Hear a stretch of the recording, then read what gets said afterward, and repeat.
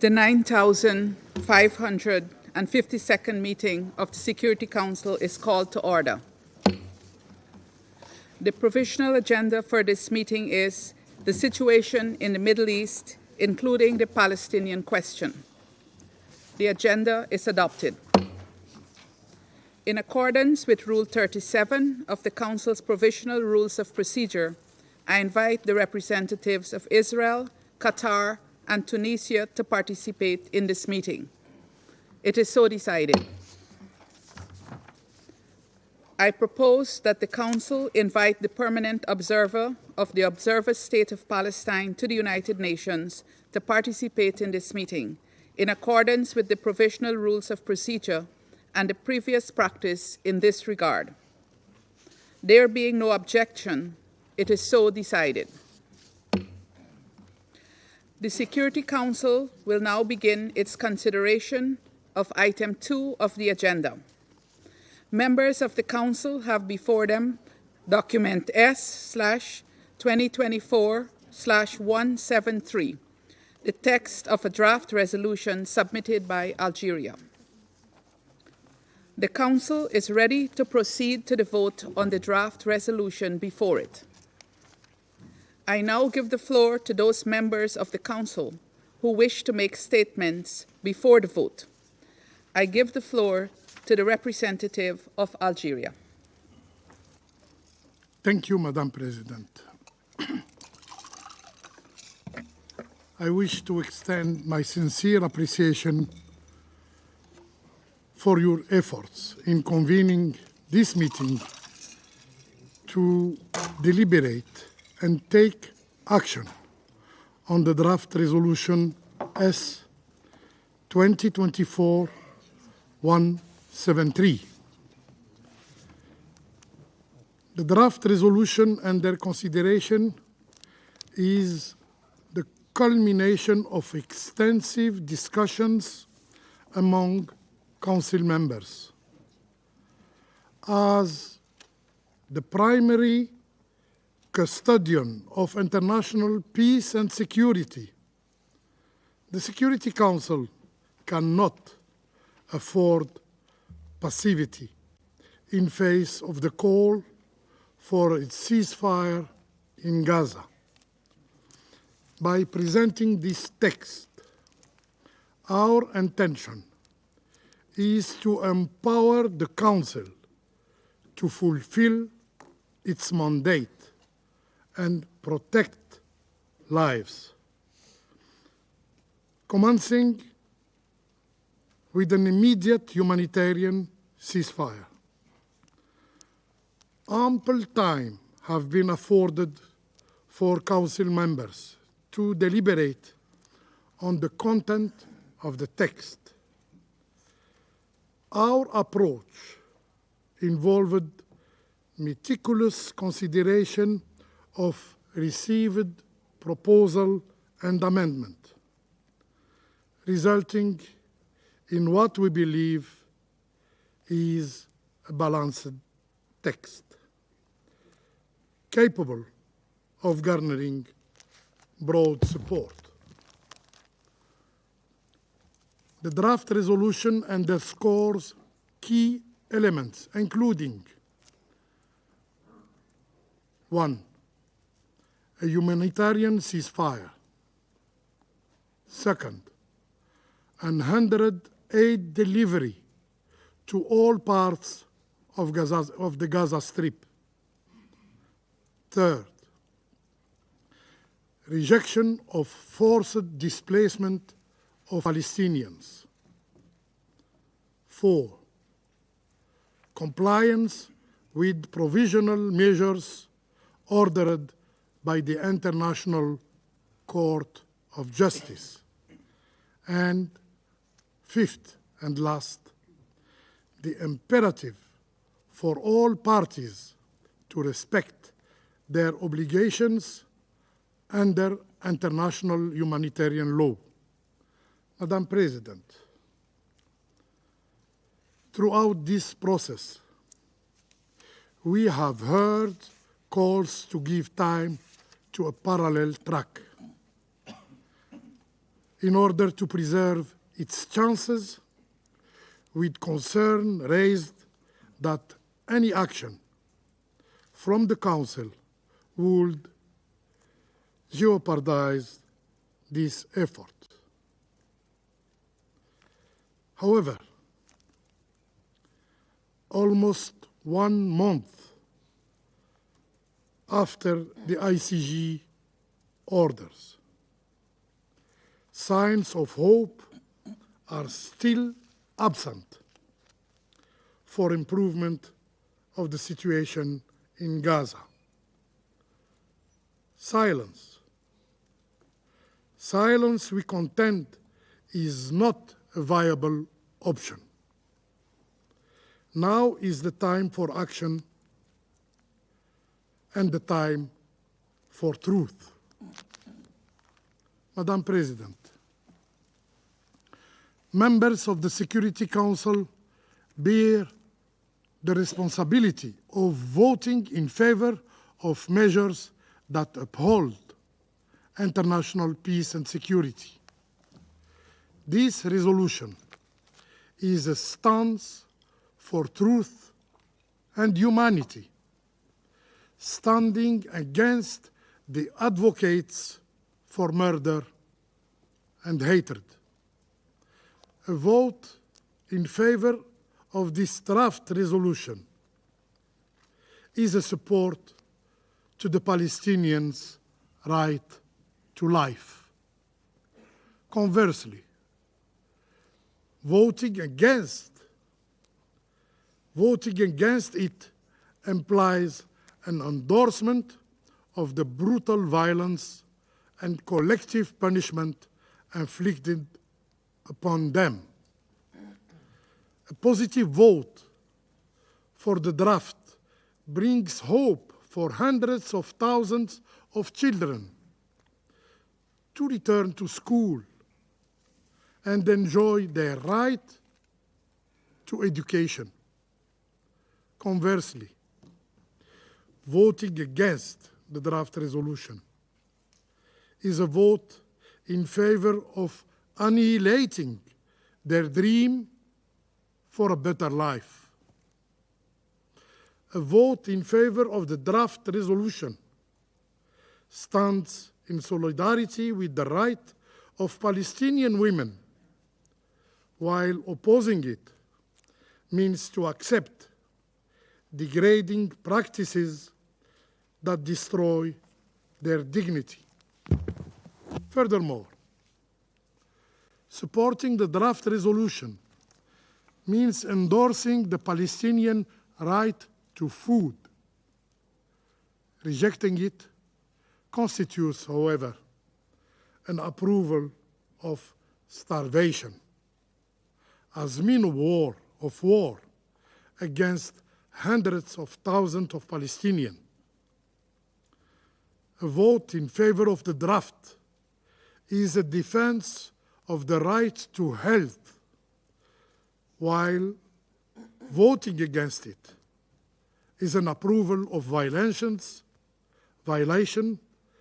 of hospital sanctity and an announced death of those who escaped it in the first place. Madam President, the Council must not merely call for a ceasefire. It must ensure steadfast adherence by all parties. The international community must act swiftly, as the value of ceasefire diminishes with each passing moment.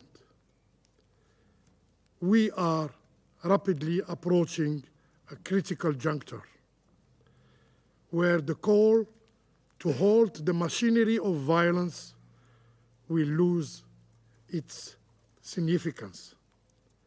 Today, every Palestinian is a target for death, extermination, and genocide. We should ask ourselves how many innocent lives must be sacrificed before the Council deems it necessary to call for a ceasefire. For us, and I hope for all the security members, I hope for all the Security Council members, Palestinians, Palestinian lives matter. Each one of us decide where to stand in this tragic chapter of history. I thank you. I thank the representative of Algeria for his statement, and I now give the floor to the representative of the United States.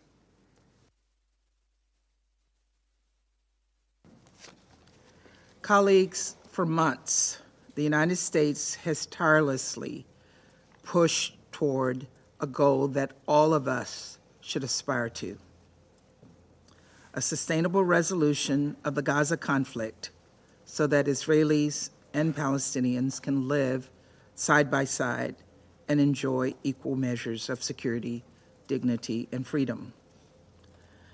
To build towards that future, the United States is working on a hostage deal between Israel and Hamas, along with Egypt and Qatar. This hostage deal would bring an immediate and sustained period of calm to Gaza for at least 6 weeks, and from there, we could take the time to build a more enduring peace. President Biden has had multiple calls in recent days with Prime Minister Netanyahu, as well as the leaders of Egypt and Qatar, to push this deal forward.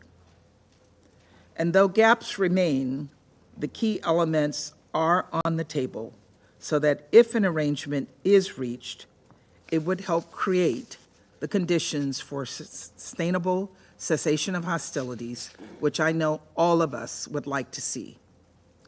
Of course, we want this deal to happen as soon as possible, as is shown by our exhaustive efforts. But sometimes hard diplomacy takes more time than any of us might like. Believe me, I understand the desire for the Council to act urgently, to positively shape the situation in line with the Security Council's mandate. Still, that desire cannot blind us to the reality of the situation on the ground. And it cannot come at the expense of undermining the only, and let me repeat, the only path available toward a longer, durable peace. And that is why you've heard me say over and over again, any action this Council takes right now should help, not hinder, these sensitive and ongoing negotiations. And we believe that the resolution on the table right now would, in fact, negatively impact those negotiations. Demanding an immediate, unconditional ceasefire without an agreement requiring Hamas to release the hostages will not bring about a durable peace. Instead, it could extend the fighting between Hamas and Israel, extend the hostages' time in captivity, an experience described by former hostages as hell, and extend the dire humanitarian crisis Palestinians are facing in Gaza. None of us want that. And so I reiterate the United States' belief that while numerous parties engage in sensitive negotiations, this is not the time for this resolution, which jeopardizes these efforts. Colleagues, I communicated our concerns publicly and privately over the last several weeks. We've submitted numerous rounds of edits. All were ignored. And so for that reason, the United States has offered an alternative resolution that would do what this text does not: pressure Hamas to take the hostage deal that is on the table and help secure a pause that allows humanitarian assistance to reach Palestinian civilians in desperate need. Again, there's much more we all agree on, and the alternative resolution put forward by the United States is rooted in those shared beliefs. To start, in line with President Biden's comments last week, our text calls for a temporary ceasefire in Gaza as soon as practicable, based on the formula of all hostages being released. Last I checked, no one here opposes this. A majority of us also agree that it's time for this council to condemn Hamas. We know because you provided that feedback to Russia on its PRST and to Algeria on its resolution, a feedback that was inexplicably ignored.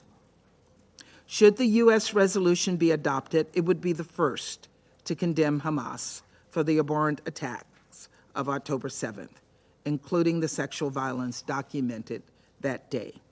The U.S. text also makes clear that Hamas has no place in future governance of Gaza, nor does Hamas represent the dignity or self-determination of the Palestinian people. Again, all things I believe we agree on. In addition, our draft states there can be no reduction of territory in the Gaza Strip and rejects, as we have before in Resolution 2720, any forced displacements of civilians in Gaza.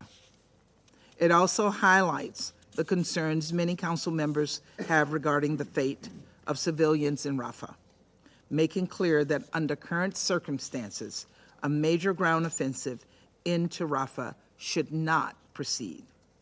Colleagues, this is not, as some members have claimed, an American effort to cover for an imminent ground incursion. Rather, it is a sincere statement of our concern for the 1.5 million civilians who've sought refuge in Rafah. Civilians must be protected and have access to humanitarian assistance and basic services. On that note, our text outlines a path for implementation of Resolution 2712 and 2720, including provisions that call for the expansion of aid at scale.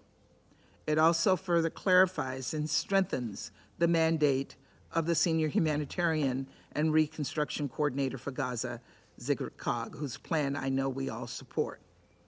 As in previous resolutions, it places an emphasis on the protection of civilians and humanitarian workers, and it calls for lifting all barriers to the provision of humanitarian assistance, opening additional humanitarian routes, and keeping current border crossings open.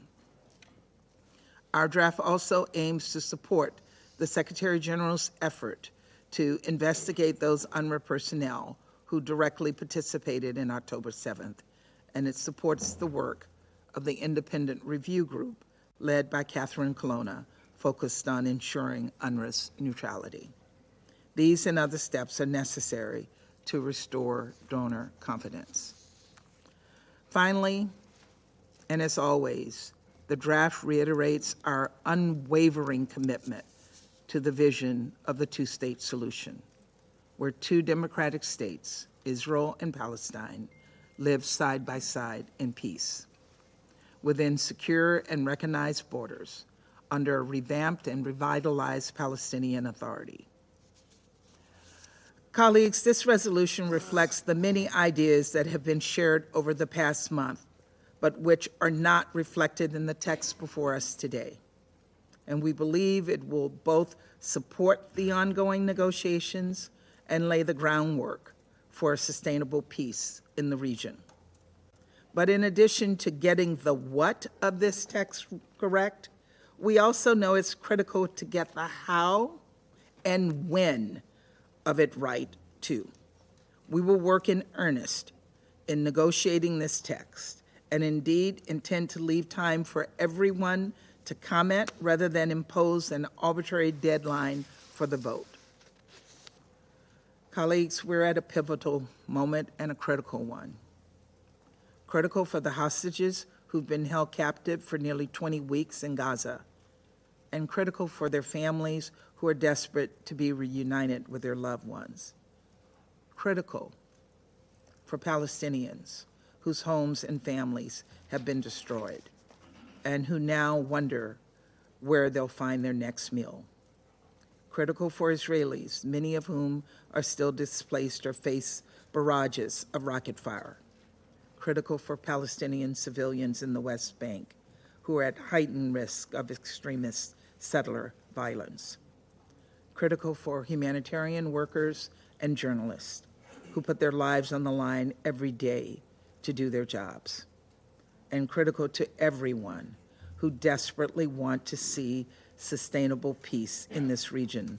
That includes, I believe, every single person in this room. And so let us commit to doing this the right way and at the right time so that we can create the right conditions for a safer, more peaceful future. Thank you, Madam President. I thank the representative of the United States for her statement, and I now give the floor to the representative of the Russian Federation.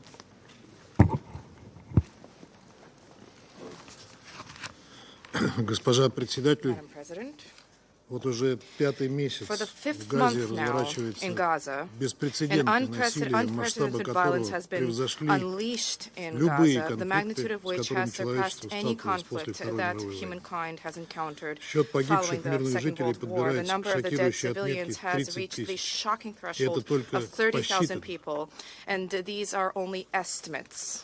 Все это время In Совет all this time, Безопасности the United ООН не Nations может Security принять Council has been критически важное unable решение to с adopt a требованием о critically немедленном important resolution прекращении with a огня. demand for an immediate ceasefire. Хочу напомнить, I что wish to 16 recall октября that прошлого on the года, когда 16th of России был October предложен last самый year, when первый Russia проект proposed the very резолюции с таким first призывом, draft resolution with this call, количество погибших the number of the палестинцев dead было около 1 тысячи Palestinians were человек. approximately 1,000 people. Тогда западные At that делегации в point, Совете Western предпочли delegations of the массово Council воздержаться, чтобы preferred to не abstain навлечь en гнев masse Вашингтона. in order not to incur the ire of Washington. Коллеги, не будет Colleagues, it will be преувеличением no сказать, что exaggeration новые to state 28 that с лишним this тысяч new figure, погибших more than это цена того 28,000 самого dead, первого is the cost позорного of that very бездействия, first коллективной disgraceful безответственности inaction. западных This is the делегаций в collective Совете responsibility of Безопасности, Western у delegations of the которых Security натовская Council, солидарность for whom перевешивает любые solidarity высокие within NATO национальные transcends декларации any о lofty приверженности national международному гуманитарному declarations on праву, commitment to international защите humanitarian гражданских law, лиц the и protection of гуманитарного civilians, персонала. and humanitarian personnel.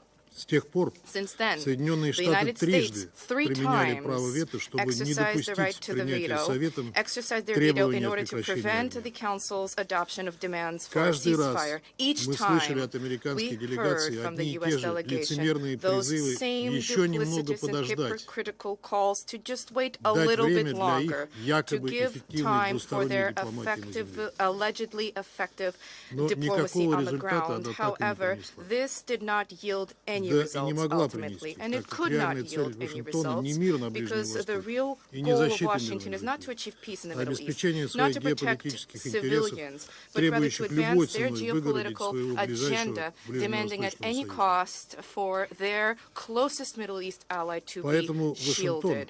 This is продавив why в резолюции Washington, having Совета pushed through in Безопасности Security Council 2720 Resolution фактическую 2720 лицензию Израиля an на effective убийство license to kill палестинцев for на Israel, оккупированных to палестинских kill территориях Palestinians on под occupied предлогом, Palestinian territory цитирую, under the создания pretext of, I условий quote, для establishing прекращения боевых действий, conditions for cessation о of чем мы hostilities, предупреждали, which is something we warned продолжает about, обеспечивать международную continues защиту to властям provide Западного international Иерусалима cover и for их the authorities of безнаказанность Western за многочисленные Jerusalem преступления and против uphold израильтян. their impunity for myriad crimes against the people of Gaza. Уважаемые коллеги, Distinguished делегация colleagues, Алжира от the имени delegation of арабской Algeria, on группы behalf of the предложила Arab солидный, group, сбалансированный proposed проект a резолюции, в robust, центре balanced которого draft долгожданное resolution, at the heart прекращение of огня. which is a long-anticipated Алжирские ceasefire. коллеги Our добросовестно colleagues, our организовали Algerian переговорный colleagues, процесс, organized negotiations консультировались in со good всеми faith, делегациями и conscientiously. старались They максимально consulted with учесть all в заключении. delegations, and they strove to Хотим take their отдельно remarks отметить into account, and we wish to highlight in профессионализм particular алжирской the переговорной команды. professionalism shown by our Algerian negotiating Однако team. делегация Соединенных However, Штатов the на U.S. этот раз с самого delegation начала this time, фактически from the поставила very beginning, ультиматум, effectively требуя остановить put работу над forward документом. an ultimatum demanding a halt Наши to work on американские the коллеги document. утверждали, Our U.S. что colleagues представленный asserted Алжиром проект that the опасен, draft так proposed как by может помешать Algeria was dangerous деликатной insofar as it would дипломатии на земле. obstruct so-called delicate diplomacy Только on что the мы слышали ground. то же самое We just в этом heard зале. the same in this hall. Призываю вас всех We вдуматься call в on all of цинизм you to этого аргумента. consider the Фактически cynicism of Вашингтон this заявляет, argument. что Совет Effectively, Washington Безопасности has ООН been стоит на proclaiming пути его that the планов Security и Council of the требует United от него не Nations is in the мешаться way of its предлагаемому. plans and demanding that it, the Security А Council, моя not interfere in the U.S.'s plans. американская And коллега my еще вчера U.S. публично colleague just заявила, что на yesterday голосовании будет publicly выступать stated против that they алжирского would документа. vote against the Algerian Уважаемые draft. коллеги, Соединенные Штаты Distinguished раз за colleagues, the разом United States демонстрируют time and time полное again has been пренебрежение demonstrating как к utter международным disregard институтам both и for многосторонней international дипломатии, institutions and multilateral так и к diplomacy международному праву. and international law. Сегодня на кону, по Today, сути, авторитет essentially, Совета the Безопасности ООН. authority and the standing of the United Призываем Nations Security членов Council is Совета at stake. Безопасности We call upon the продемонстрировать membership of the Security солидарность Council to в demonstrate solidarity to противостоянии с counter произволом the Вашингтона, lawlessness of который Washington, готов на любые which is жертвы в willing to любом регионе countenance для any реализации своих sacrifice in геополитических any амбиций. region for the advancement of its Американское geopolitical ambitions. правительство не The U.S. заботит ни жизни government has no газовитян, ни concern мнения either for их the lives of собственного народа, the people of где Gaza все nor the громче views of its звучат own голоса в people поддержку who are палестинцев. increasingly vocal in their support of the Palestinian Хочется people. верить, что в We should like государствах to других hope членов that Совета within other Безопасности все же UN member принято states and прислушиваться, member states если of the не Security к голосу Council, совести, that they generally то хотя бы listen к not, общественному if мнению. not to at least the voice оно of больше не conscience, but простит at least to public opinion. Организации Public Объединенных opinion Наций бездействия. will no longer forgive United Nations Ситуация на юге inaction. сектора The вокруг города situation in the Рафах south of the в strip контексте around the city военных of планов Rafah Израиля is in the крайне context опасна. of Israeli military plans Их extremely реализация dangerous. приведет к The катастрофическому implementation of these разрастанию plans will масштабов result in a гуманитарного бедствия, catastrophic в эпицентре которого окажутся increase более in the миллиона magnitude of жителей the сектора humanitarian Газа, disaster, at the бежавших от epicenter of боевых which are действий в more than этот 1 город million на границе с residents of Египтом. Gaza who have fled hostilities in the city to the border Необходимо with сделать Egypt. все There is a возможное need для to do предотвращения everything такого possible развития to событий. prevent this kind of a Наша development. общая задача как Our можно shared скорее objective остановить is to кровопролитие stop и the bloodshed обеспечить as soon условия as для possible and налаживания to provide устойчивых conditions for the каналов, establishment of устойчивых sustained каналов оказания channels for the гуманитарной delivery of помощи humanitarian населению assistance анклава. to the people in the Strip. Призываем We членов Совета urge the Безопасности Security Council проголосовать membership в to vote поддержку in support алжирского проекта. of the Algerian draft. Thank you. I thank the representative of the Russian Federation for his statement. I shall put the draft resolution to the vote now.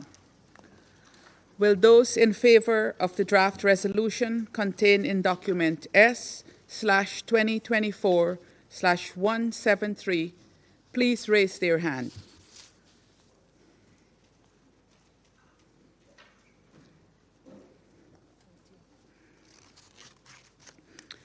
Those against?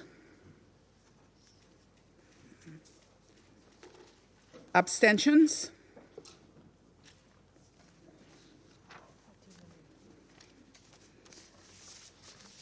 The result of the voting is as follows: 13 votes in favor, 1 vote against, 1 abstention.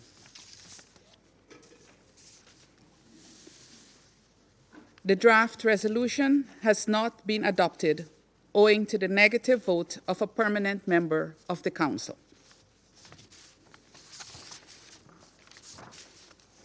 I now give the floor to those members of the Council who wish to make statements after the vote. I give the floor to the representative of the United States. Thank you, Madam President. Colleagues, over the past few weeks, we have made incredibly clear that the resolution before the Council would not achieve the goal of a sustainable peace and may in fact run counter to it. Proceeding with a vote today was wishful and irresponsible.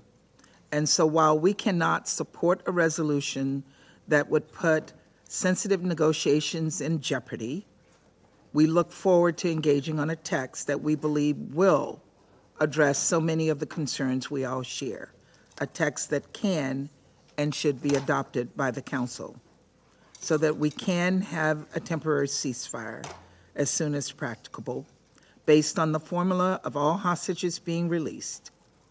This temporary ceasefire is critical to getting aid into the hands of Palestinian civilians who desperately need it.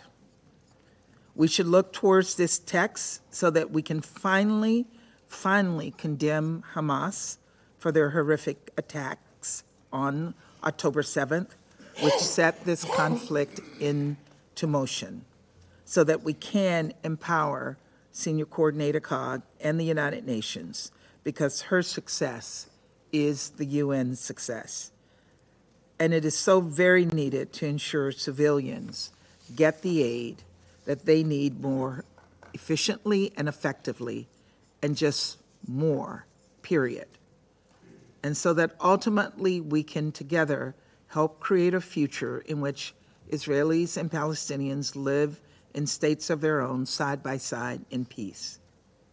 We're committed to engaging constructively on our resolution with you all in the days to come to that end. And we will continue to tirelessly engage in direct diplomacy and negotiations on the ground. Thank you. Representative of the United States for her statement, and I now give the floor to the representative of China.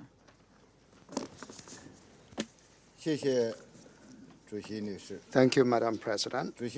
Madam President, China expresses its strong disappointment by and dissatisfaction with the outcome of the vote just taken. We have voted in favor of the draft resolution. Algeria, on behalf of the Arab states, put forward the draft resolution demanding a immediate ceasefire in Gaza, immediate release of all hostages, guaranteed access for humanitarian supplies, and opposition to forced transfers. This is both urgently required by the situation on the ground, and it is also based on the minimum requirements of humanity, and it should deserve the support by all Council members. Algeria, by displaying reason, sincerity, and open attitude, held lengthy and extensive consultations with all parties on the draft resolution and took on board many constructive ideas, making the draft resolution more balanced. The outcome of today's vote clearly shows that went to vote. The Americans vetoed it. On the face of it, saying they do not want a ceasefire. The UK was the only abstention, and every other member of the Security Council voted for this Algerian resolution for an immediate ceasefire. Now, why have the Americans once again vetoed it? For a number of reasons. And Linda Thomas-Greenfield, the US ambassador to the United Nations, spelt them out in a speech just prior to the vote. First of all, she said it did not condemn Hamas, and indeed none of the previous resolutions, and there have been, I can't think how many now, attempting to push through a ceasefire. None of them condemned Hamas. The reason, incidentally, why they don't condemn Hamas is because if they condemn Hamas, then many members of the Security Council would also want to condemn Israel. And so they decide to not condemn either side. So that was the first reason that the Americans vetoed it. The other reason is because they believe it would hamper attempts to find a more permanent ceasefire, attempts that are taking place not in the forum of the UN, but on the ground between Hamas and Israel themselves. If you call, so argue the Americans, for a ceasefire right now, then effectively you remove any obligation of Hamas to release the hostages. So it's very delicate. Now, what is really interesting is that the Americans now appear to have shifted their language, and they have rejected this resolution, but they say they are going to put forward a new one, probably next week, which will call for a form of ceasefire, but it will also condemn Hamas. This one does not. And it will also call for there to be no invasion of Rafah, that southern Gazan city, by the Israelis without some detailed plan on where civilians can go. So a nuanced shift in American language. The top line, though, is that once again the Americans have vetoed calls for an immediate ceasefire in Gaza. OK, Mark Stone for now in DC. Thank you for that. Let's bring in now, if we can, Laura Blumenfeld, a former senior policy advisor. That the Council must assume, even more so, this is a political requirement that the Council must fulfill in accordance with the Charter. The veto cannot muffle the strong call for a ceasefire and an end to the war. The Security Council cannot stop its work to uphold justice and fulfill its responsibilities just because of the veto. China urges Israel to heed the call of the international community, abandon its plan for Rafah offensive, and stop its collective punishment of the people of Palestine. We expect countries having significant influence to do less of their political calculations, to be truly impartial and responsible, and to make the right choice in pushing for a ceasefire in Gaza. We call on the international community to pull all diplomatic efforts to give the people of Gaza a chance to live and give the people of the entire Middle East region a chance to have peace and give it a chance for justice to be upheld. I thank you, Madam President. I thank the representative of China for his statement, and I now give the floor to the representative of Slovenia. Thank you very much, Madam President. We voted for the resolution because the killing of civilians in Gaza must stop. The suffering that Palestinians are enduring is beyond anything a human being should be subjected to.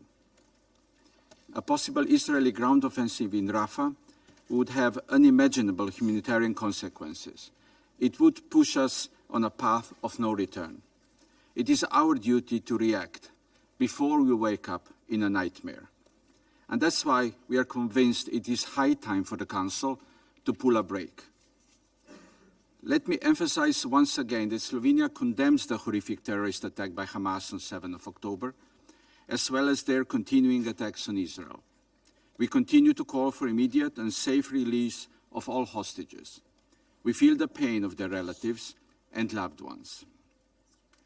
And we thank the leaders of Egypt, Qatar, and the United States for their tireless efforts, and we hope that negotiations they are facilitating will soon bring peace to Gaza and return the hostages home safely.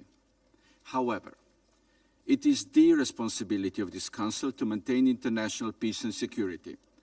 We believe that everyone can and should contribute their piece of the puzzle that will eventually bring peace. We believe in complementarity of all efforts, bilateral, regional, or those of the Council.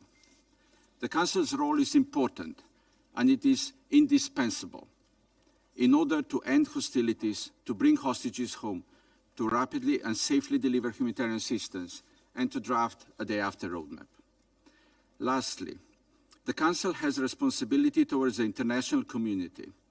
Its expectations have been clearly expressed through a General Assembly resolution with the overwhelming support of Member States. It has been clearly manifested by citizens across the globe. Their voices are loud and clear. The war needs to stop. The Security Council needs to hear these voices of global consciousness and respond to their demands and pleas. And it all starts with a call for a ceasefire, to end hostilities, to bring hostages home, to bring water and food to starving Palestinians, and to silence and clear the skies over Gaza and Israel. A call addressed to both sides, Israel and Hamas. It is our firm belief that Algeria proposed a balanced text calling for respect of international humanitarian law and human rights law, addressing all violations committed by both sides of the conflict, and calling for accountability for those violations. It is putting protection of civilians as a civilized norm in the center of our action. We therefore deeply regret that the Council was not able to pass this resolution, which we supported strongly. But we cannot give up. It is our responsibility to continue working towards a consensus in this body for peace in the Middle East. Thank you. I thank the representative of Slovenia for his statement, and I now give the floor to the representative of Switzerland. Merci, Madame la Présidente. Thank you, Madam Chair. La Suisse a voté en faveur du projet de résolution et regrette qu'il n'ait pas été adopté malgré le très large soutien dont il bénéficie parmi les membres de ce Conseil.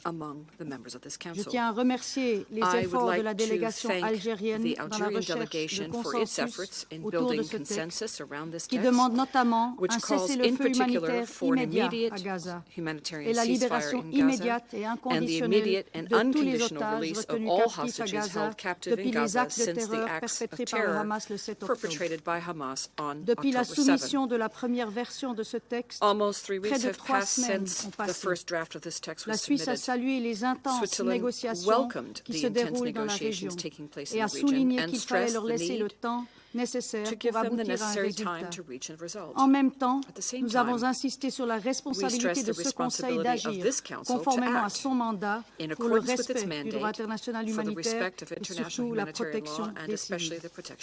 Nous regrettons qu'une condamnation plus ferme et explicite des actes de terreur du Hamas n'ait été retenue dans la résolution, malgré les injonctions de plusieurs membres du Conseil, dont la Suisse.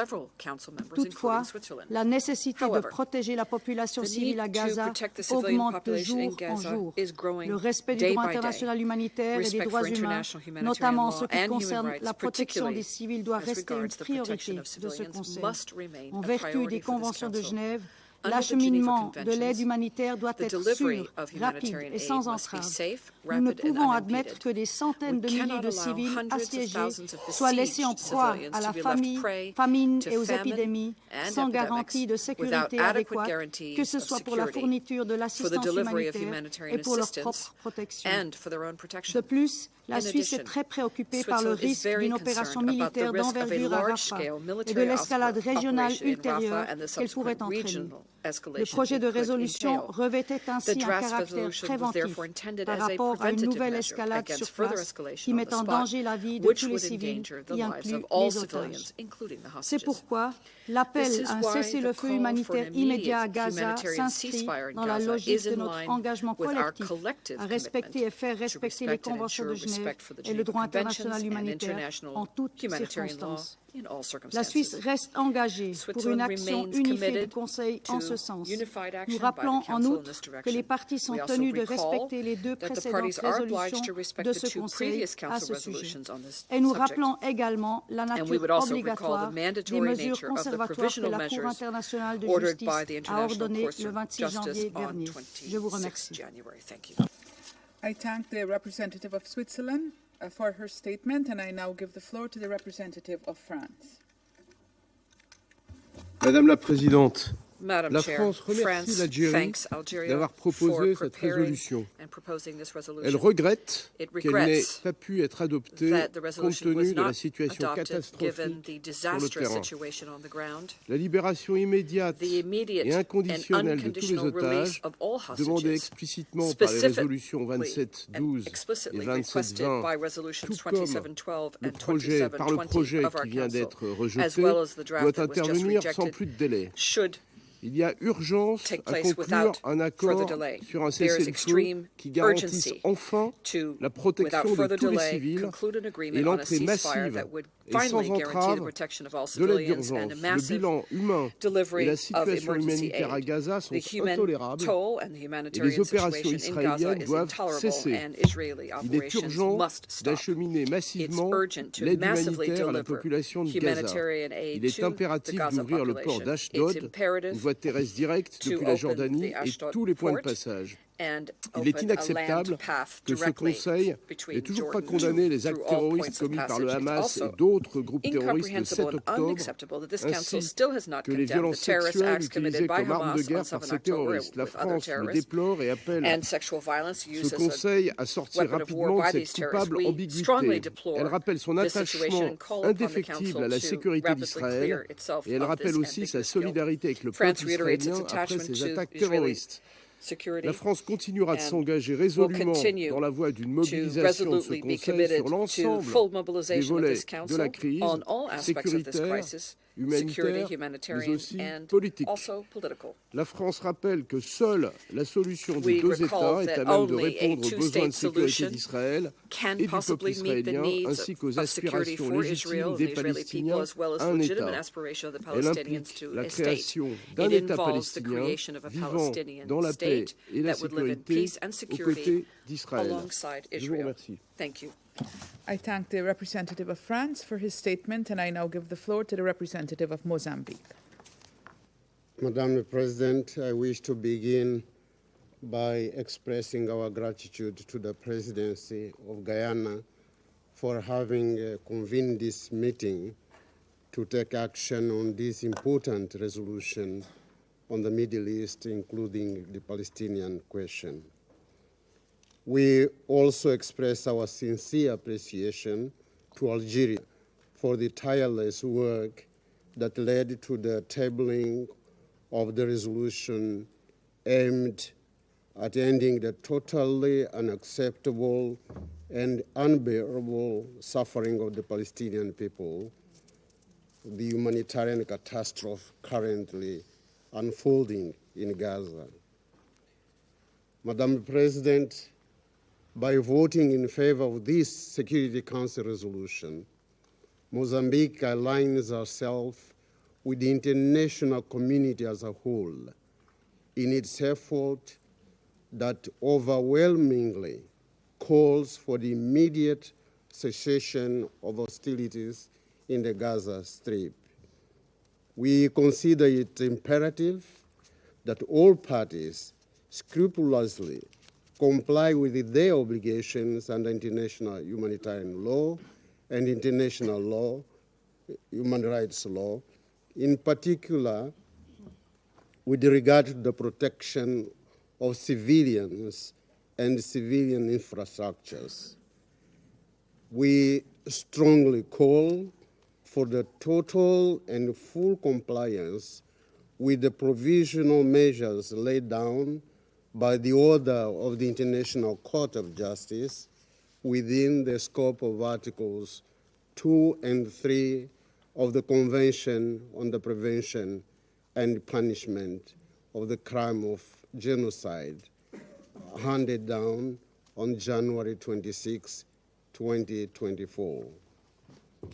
Throughout history, we had our share of painful experience with war and armed conflict.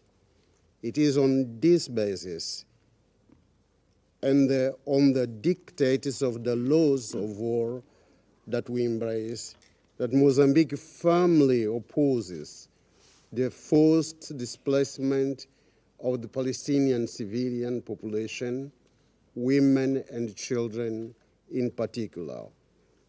In that connection, we strongly appeal for the full implementation of the United Nations Security Council resolutions 2712 of 2023 and 2720 also of 2023.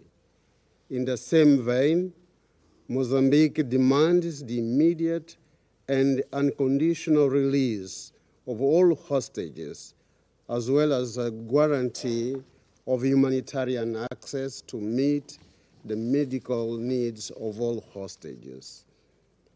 Mr. President, Madam President, we urge the international community and the Security Council in particular to continue working tirelessly together towards achieving peace and stability in the region based on a two-state solution for the people of Palestine and Israel. I thank you, Madam President. I thank the representative of Mozambique for his statement, and I now give the floor to the representative of the Republic of Korea.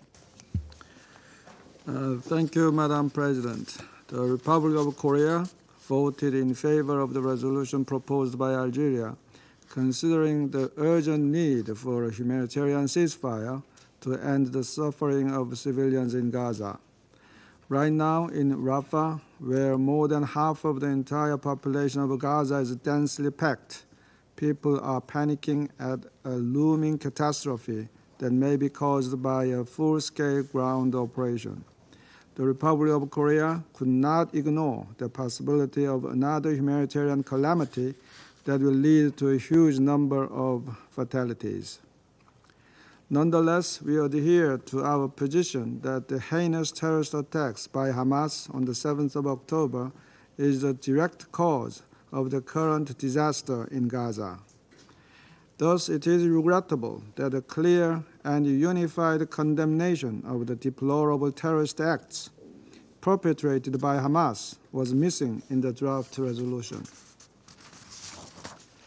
Madam President, the Republic of Korea takes note that serious negotiations among key stakeholders, namely Egypt, Qatar, US, and Israel, are vigorously ongoing on the ground to achieve the long overdue release of the hostages. We express our strong support and appreciation for these efforts. The Republic of Korea will continue to engage in Council deliberations actively and constructively to achieve a ceasefire in Gaza, as well as the realization of the two-state solution. I thank you. Representative of the Republic of Korea for his statement, and I now give the floor to the representative of Japan. Thank you, Madam President. It has been over 4 months of devastation, hostilities, and suffering since Hamas' horrifying acts of terror against Israel. We are witnessing an alarming escalation of violence and unimaginable humanitarian catastrophe. The situation on the ground is only worsening as each day goes by. Particularly, the situation in Rafah is deeply concerning. Japan appreciates the ongoing tireless diplomatic efforts led by US and other countries towards the release of hostages, improving the humanitarian situation, and calming down the situation as soon as possible. Japan believes that humanitarian ceasefire needs to be realized promptly in such a way to ensure a conducive environment for sufficient humanitarian assistance activities, as well as to lead to the release of the remaining hostages, therefore resulting in realization of a sustainable ceasefire. Based on this position, we call on all the parties concerned to act immediately from a humanitarian viewpoint. In this vein, Japan voted in favor of this draft resolution. We would like to express our gratitude to Algeria for their efforts to coordinate various positions among the Council members. At the same time, in efforts to ensure a more fair and balanced text, the resolution should have included a condemnation of Hamas terrorist attacks, which the Security Council has so far failed to speak out. Though we couldn't agree on a resolution which all the Council members can support, we are all engaging seriously to stop the violence. This Council should be a place to explore and find a peace and security jointly, not a place to aim for finger-pointing. Japan will continue to work constructively with other Council members to find a path forward for peace and stability in the region. Thank you. I thank the representative of Japan for his statement, and I now give the floor to the representative of Malta. Thank you, President. Malta also thanks Algeria for their measured and constructive approach as penholders throughout the negotiations. Malta voted in favor of this draft, and we unequivocally reiterate our call for a permanent ceasefire. It is therefore regrettable that the use of the veto prevents this Council from calling for an end to this conflict. We also believe that the Council has provided the ongoing negotiations taking place on the ground the necessary space and time. However, regrettably, we still find ourselves on the precipice of another wave of hostilities. This will undoubtedly have catastrophic consequences on the civilian population in Rafah, an area already designated as a safe zone. We also reject and denounce any forced displacement of the Palestinian civilian population from and within Gaza. Such actions amount to grave breaches of international law.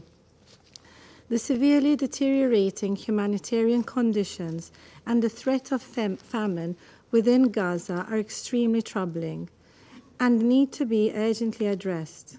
Israel is required to facilitate the full, rapid, safe, and unimpeded delivery of humanitarian aid into Gaza. At the same time, UNRWA remains essential to ensure an effective humanitarian response. The broader regional situation also continues to be deeply worrying. Under these circumstances, the full and immediate implementation of Security Council Resolutions 2712 and 2720 is now more pressing than ever. Let us be clear, this Council has the duty and responsibility to make sure that its decisions are respected. We also echo the call for the remaining hostages to be immediately, safely, and unconditionally released, and we call on this Council to denounce the terrorist acts of October 7th. In closing, President, Malta underlines its unwavering commitment to a comprehensive peace based on the two-state solution. Thank you. I thank the representative of Malta for her statement, and I now give the floor to the representative of the United Kingdom. Thank you, President. We want to see the fighting in Gaza end as soon as possible in a way that never again allows Hamas to carry out the appalling terrorist attacks against Israel we saw on the 7th of October last year. Palestinian civilians are facing a devastating humanitarian crisis. We're particularly worried about the situation in Rafah, where a military operation could have appalling consequences for civilians sheltering there with nowhere else to go. Ongoing negotiations are critical to secure the release of the hostages held in Gaza. We are calling for an immediate suspension in fighting to get aid in and hostages out, leading to a permanent, sustainable ceasefire. That means the release of all hostages, the formation of a new Palestinian government for the West Bank and Gaza, accompanied by an international support package, removing Hamas's capacity to launch attacks against Israel, Hamas no longer in charge of Gaza, and a political horizon which provides a credible and irreversible pathway towards a two-state solution. President, we welcome the efforts of our Algerian colleagues on this resolution, and we regret that some of our proposals were not taken on board. Simply calling for a ceasefire, as this resolution does, will not make it happen. Indeed, as it could endanger the hostage negotiations, it could actually make a ceasefire less likely.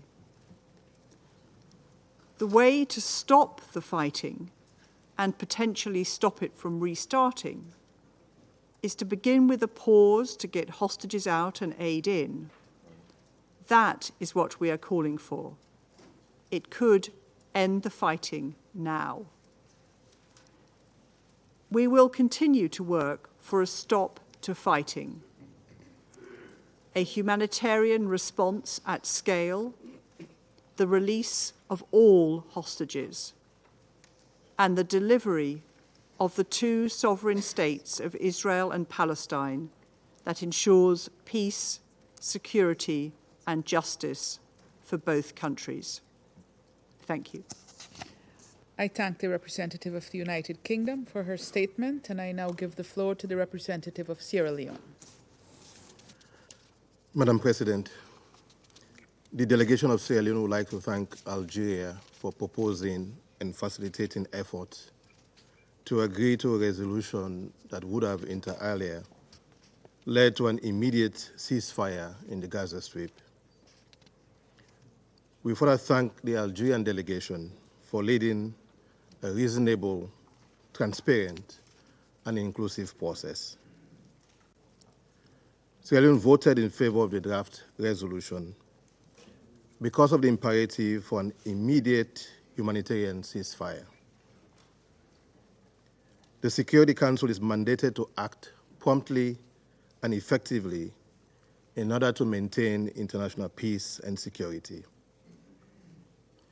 The Council has had its attention called to the dire humanitarian situation in Gaza and for it to act under Article 99 of the UN Charter by the Secretary General. Some members of the Security Council have had the opportunity to visit both Rafah crossing from the Egyptian border and Israel, including representatives of the delegation of Sierra Leone. The assessment therefrom has been that only a humanitarian ceasefire will put an end to the unbearable killings in Gaza and certainly the looming and unthinkable catastrophe in Rafah. Sierra Leone appreciates and commends member states embarking on diplomatic engagement with parties to the conflict to secure a prolonged pause to the hostilities. But while we do so, we remain worried that reaching a meaningful conclusion in practical terms takes time, a luxury that cannot be afforded by the suffering Palestinian people, the families of the hostages, and the hostages themselves. The other main organs of the United Nations have acted timeously and effectively in this tragic conflict. The UN General Assembly has adopted resolutions ES 1021 and ES 1022, with the overwhelming majority demanding in the latter an immediate humanitarian ceasefire in Gaza. The Secretary General of the UN invoked Article 99 of the UN Charter, last used over half a century ago, to warn us in this Council of the humanitarian catastrophe we now see in Gaza. As Council members, we were urged to demand an immediate humanitarian ceasefire. The International Court of Justice has acted promptly and rightly when called upon to do so by South Africa. Following the request for an indication of provisional measures, the ICJ, in the 26 January 2024 order, in the application of the Convention on the Prevention and Punishment of the Crime of Genocide in the Gaza Strip, South Africa versus Israel, inter alia specifically ordered, and I quote, that the State of Israel shall take immediate and effective measures to enable the provision of urgently needed basic services and humanitarian assistance to address the adverse conditions of life faced by Palestinians in the Gaza Strip, end of quote. The court deemed it necessary to emphasize that all parties to the conflict in the Gaza Strip are bound by international humanitarian law. It expressed its grave concern that the fate of the hostages abducted during the attack in Israel on 7 October 2023 and held since then by Hamas and other armed groups, and calls for their immediate and unconditional release. The ICJ further reminded the parties that the provisional measures ordered under Article 41 of the ICJ statute have binding effect and thus create international legal obligations for any party to whom the provisional measures are addressed.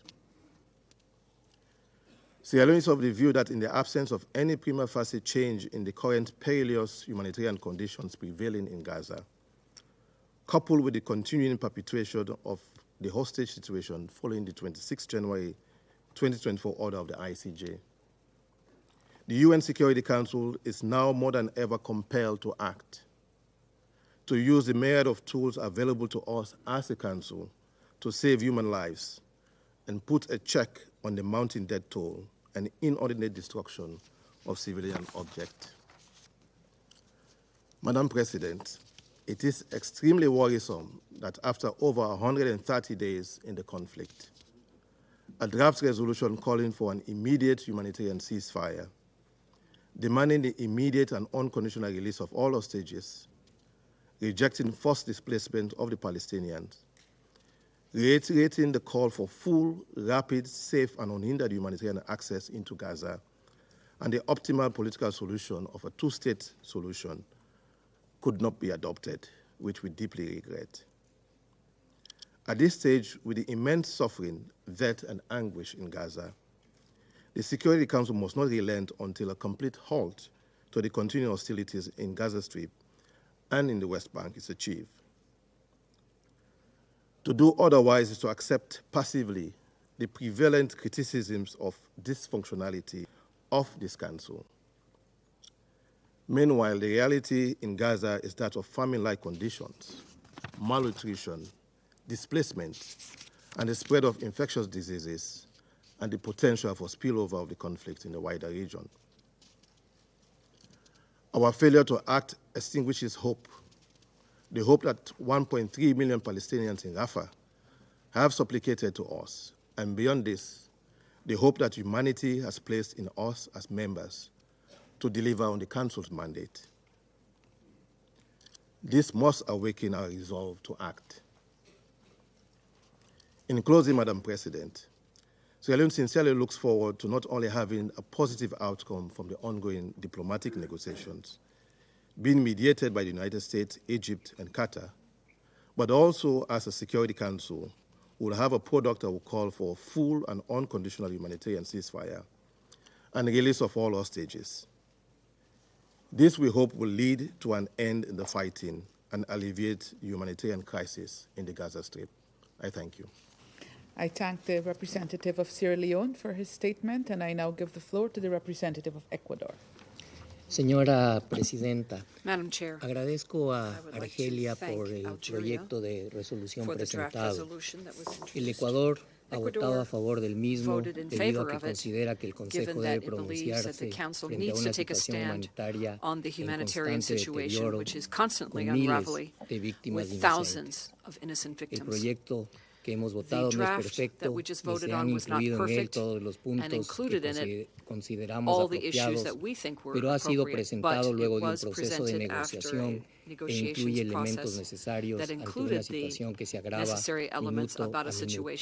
En lo principal, el texto que acabamos de votar demanda un cese al fuego humanitario que permitiría aliviar la situación de la población civil, the situation for the civilian population, and it also demands the immediate and unconditional release of all hostages, and it deplores the violence against civilians and all acts of terrorism, including, implicitly, the horrific acts committed by Hamas in October of last year. However, it's worth mentioning that Ecuador, like several members of the Council, insistently required that the text have an explicit condemnation of the terrorist actions of Hamas, and we regret that it was not included in the text. That condemnation was not there. However, we think it's important to clearly signal the responsibility that is evident of all those present, and also point to the responsibilities that will be seen in future. Ecuador, Madam Chair, regrets at this time that it was not possible to adopt a resolution, and it will continue working so that the Council can take a stance and act effectively through successful adoption. Thank you. I thank the representative of Ecuador for his statement, and I now give the floor to the representative of the Russian Federation.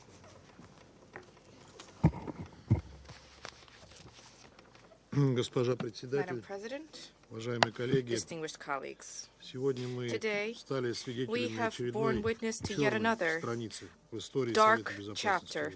in the history of the United Nations Security Council. This was yet again written by the United States delegation, the U.S. delegation which continues to pursue the same objective, to provide cover for its closest Middle East ally and to drag out the time to the greatest possible extent for them to be able to carry out their inhumane plans against Gaza, specifically to expel the Palestinians from the Strip and to completely cleanse the Strip, essentially and quite literally transforming it into an uninhabitable territory. Under these circumstances, there are open discussions in Israeli political circles about categories which completely rule out the two-state solution. Once again, having pitted calls for calling an end to the carnage in Gaza against demands to condemn the actions of Hamas. In doing so, our U.S. colleagues have once again hypocritically remained silent about the fact that on the 18th October, they, having already vetoed the Brazilian draft resolution with this condemnation. The Algerian draft was capable of reversing this situation, of ending the annihilation of Palestinians in Gaza. Unfortunately, the now fourth U.S. veto prevented this from happening and doomed the fates of another thousands of peaceful citizens of Gaza. However, everybody needs to understand that this result is not the failure in the work of the UN Security Council, which today was effectively united. Rather, this is the pernicious policy of a single member of the Security Council, namely the United States. Full responsibility for the consequences of this lies with Washington, regardless of its attempts to elude this responsibility, expatiating on its quote-unquote important mediation efforts. Regardless of how bitter the aftertaste of today's meeting may be, we have no intention of throwing in the towel. The demand from the UN Security Council for the parties to immediately adopt a ceasefire remains imperative. Absent this, any Council product will be devoid of practical purpose. We all had an opportunity to see this based on the example of the toothless humanitarian resolutions on Gaza that the Council had previously adopted. And these remained letters on paper because, as we warned, amid circumstances of active hostilities, it is impossible to deliver humanitarian assistance or to monitor humanitarian pauses. Now, turning to the U.S. text, which previously today was so proactively championed by the United States representative, as far as we are aware, this text has not even been officially circulated at the Security Council, not to mention the fact that there was no comprehensive or meaningful discussion thereof. For this reason, for now, this all looks like further spoilers which are designed to detract attention from the latest shameful veto exercised by the U.S. veto on a critically significant resolution for a ceasefire in Gaza. We call on the membership of the Security Council not to be misled by the duplicitous admonitions that there is a need to wait just a little bit longer. The United Nations Security Council and the world waited for 5 months, and with each passing hour that we wait, there are more and more human victims. The U.S. draft does not contain, I emphasize this, does not contain a call for an immediate ceasefire in Gaza. The text refers only to a temporary, and even this when the conditions are ripe. So there is no real alternative to the Algerian draft resolution which the U.S. vetoed. This brainchild is no viable alternative and cannot be any viable alternative to that. This is yet another bad faith attempt by Washington to drag out the time for the purposes of advancing Israel's benefit, interest, and allowing it to definitively resolve the Palestinian question. Our shared objective is to prevent this from taking place and to achieve a just peace between the Palestinians and Israel on the basis of Security Council resolutions and General Assembly resolutions. Let us resolve this together, and perhaps our U.S. colleagues will at some point have their conscience awakened. I thank the representative of the Russian Federation for his statement, and I now give the floor to the representative of Algeria. Thank you, Madam President. Sida Rais. Madam President, بداية allow أود me أن at the outset أعرب to express عن امتناني my appreciation أعضاء to هذا all المجلس the members of the Security Council لمشاركتهم for البناءة constructively participating طوال عملية in the تفاوض. negotiations. كما أشكر Allow me جميع also to الدول thank all التي states صوتت that voted for لصالح مشروع القرار and not against وحتى the تلك draft التي resolution. لم تعترض I عن also thank اعتماد those who هذا المشروع. هذا المشروع because this الذي draft يطالب resolution أساساً calls mainly بوقف إطلاق النار في غزة. for a ceasefire in Gaza. لقد كان مشروع القرار هذا The draft resolution يحمل رسالة قوية إلى would have sent الفلسطينيين a strong message to Palestinians, مفادها أن العالم saying that the world لا يقف صامتا is not أمام standing idly by محنتهم. their suffering. لكن ومع الأسف However, and unfortunately, مجلس الأمن the Security Council فشل مرة failed أخرى.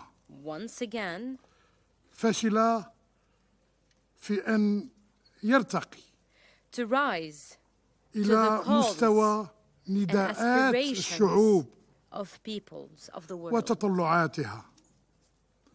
هذا الفشل الذي This failure لا يعفيه does not من absolve the القيام Security Council بالمسؤولية of shouldering its responsibilities. ولا يعفيه This failure المجموعة does الدولية not absolve the international community من of its إجابتها obligations تجاه الشعب الفلسطيني الأعزل. vis-à-vis the unarmed Palestinian people.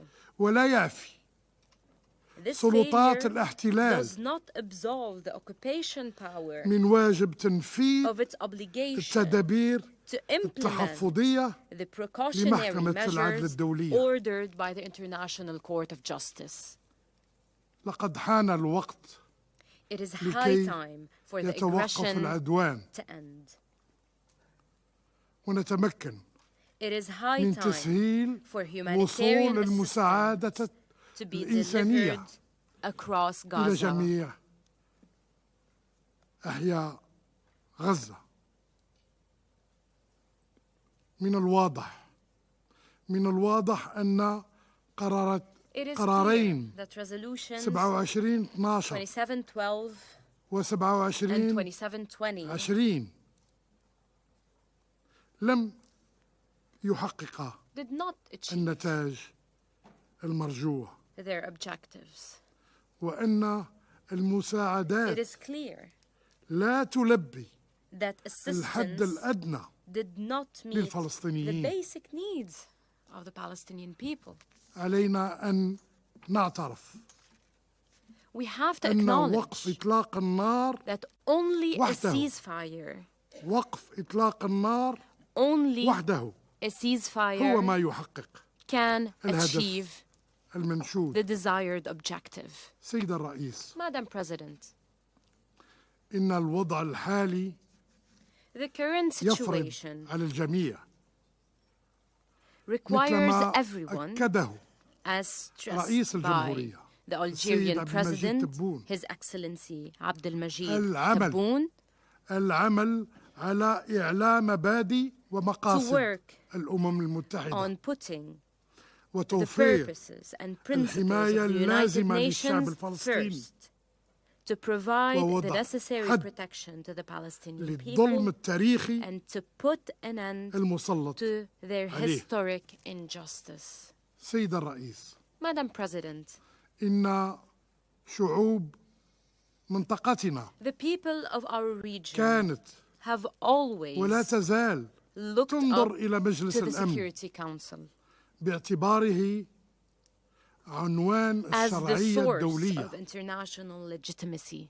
لكنه However, مع الأسف and unfortunately, خذلها مرة أخرى. the Security Council has failed them once إن again. رسالتنا اليوم لكم Our message to you today هي أنه على المجموعة الدولية is that the international community أن تتجاوب مع مطالب should respond وقف to the القتل calls الذي for ending the يستهدف killing of الفلسطينيين Palestinians وذلك من خلال by calling المطالبة بوقف إطلاق for النار an فوراً immediate ceasefire.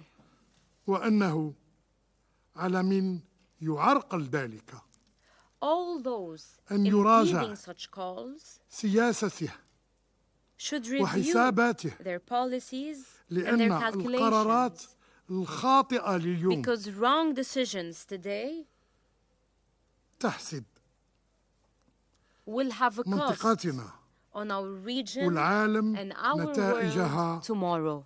غدا عنفا And this cost will be وعدم violence استقرار. and instability. فأسألوا أنفسكم So ask yourselves, وضمائركم examine your conscience. عن نتائج قراراتكم. What will your decisions وكيف today cause? سيحكم عليكم How will history judge you? التاريخ. سيد الرئيس، Madam President, قبل أن أختم before I conclude, أقول للجميع I would like to tell everyone أننا سندفن that we أننا will سندفن شهدائنا bury our martyrs هذا المساء this evening برفح، in Rafah, بغزة، in Gaza, بكل فلسطين، in all Palestine, وأن الجزائر and that Algeria ستعود غدا will return باسم tomorrow الأمة العربية on behalf of the Arab world, وباسم الأمة on الإسلامية behalf of Muslim countries, وباسم أحرار and on العالم. behalf of all the free people in the world. ومعنا أرواح الآلاف Powered by the souls من of الأبرياء thousands of innocent people أزهقها killed المحتل الإسرائيلي by the Israeli occupation من دون حساب with no ولا accountability عقاب. whatsoever. ستعود الجزائر Algeria will return لتدق to knock أبواب مجلس on the الأمن doors مرة of the أخرى Security Council once again وتطالب to call بوقف for حمام putting الدم an end في to the فلسطين. bloodshed in Palestine. ولن نتوقف We will not stop حتى يتحمل هذا المجلس this council كامل shoulders مسؤولياته its responsibilities in full ويفرض وقفا and imposes إطلاق النار فوريا. an immediate ceasefire. فإن لنا نفوسا لا تمل We will never tire وعزيمة and we will لا تكل. never stop. وشكرا. Thank you, Madam President. I thank the representative of Algeria for his statement. I shall now make a statement in my capacity as the representative of Guyana. Colleagues, Guyana is disappointed that this council has once again been unable to deliver a ceasefire for the people of Gaza. A ceasefire is the difference between life and death for the hundreds of thousands of Palestinians and others trapped in the war zone that Gaza has become. The delegation of Algeria has approached the tabling of this resolution with great patience, transparency, and inclusivity. They have listened to all sides, acquiescing to requests for additional time to be given to other efforts underway. It has been almost 3 weeks since the draft was circulated, and we still find ourselves at square one. In that time, almost 2,000 more Palestinians were killed in Gaza, another 2,000 more injured. In those 3 weeks, every aspect of life in Gaza has gotten worse. Internal displacement has increased, with a serious crisis underway in Rafah. Food insecurity continued to worsen, with the latest Integrated Food Security and Nutrition Phase Classification, IPC, report stating that Gaza now has the highest share of persons facing devastating levels of acute food insecurity that the IPC has ever classified for any given area or country. The humanitarian situation has been described as increasingly severe. Humanitarian access is extremely limited, and people's desperation has led them to looting aid trucks to secure a morsel of food. The population is in dire straits. The most vulnerable among them, including children, the elderly, and people with underlying conditions, are especially vulnerable to malnutrition. And all of this is happening in freezing temperatures. In that time, we have also seen a further hardening of positions for the worse. For example, we have heard the determination of the Israeli government to proceed with a ground operation in Rafah, despite the strong urgings to the contrary by many of its friends and partners and others in the international community. We know what a ground operation in Rafah would mean for the people who were driven there by the Israeli Defense Force. The ICJ orders of 26th of January are being completely ignored, as though there is no obligation to adhere to them. UN personnel are continuing to operate in Gaza under these extremely dangerous circumstances, with unprecedented numbers of them killed since 7th of October. Deconfliction mechanisms are not being respected, so everyone is at risk and nowhere is safe. Dear colleagues, what else needs to happen to act for the people in Gaza? How many more lives must be lost? How many more must be maimed? How many more? We need a ceasefire now. Resolutions 2712 and 2720 cannot be fully implemented if there is no ceasefire. The longer we take to agree on the need for a ceasefire, the longer this Council will be seen as being complicit in what is taking place in Gaza. To be clear, Guyana also calls for the release of all hostages taken on October 7th and Palestinians unlawfully detained in Israeli prisons without trial.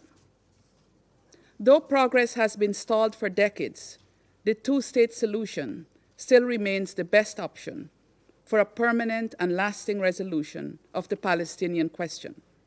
The current situation in Gaza puts the two-state solution at great risk, especially given the rhetoric from some Israeli government officials.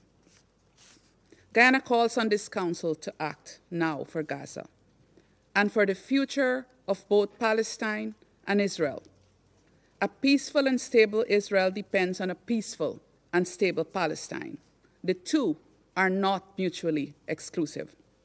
And a peaceful Palestine and Israel is crucial for lasting peace and stability of the Middle East region.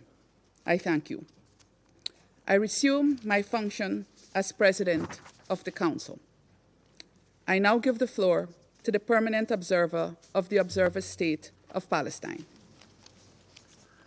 Madam President, we thank you and your friendly country, Guyana, for your leadership of the Security Council. We thank Algeria for all its efforts and its statement that my brother Ammar delivered a few minutes ago in bringing forth the draft resolution on behalf of the Arab group that has just been voted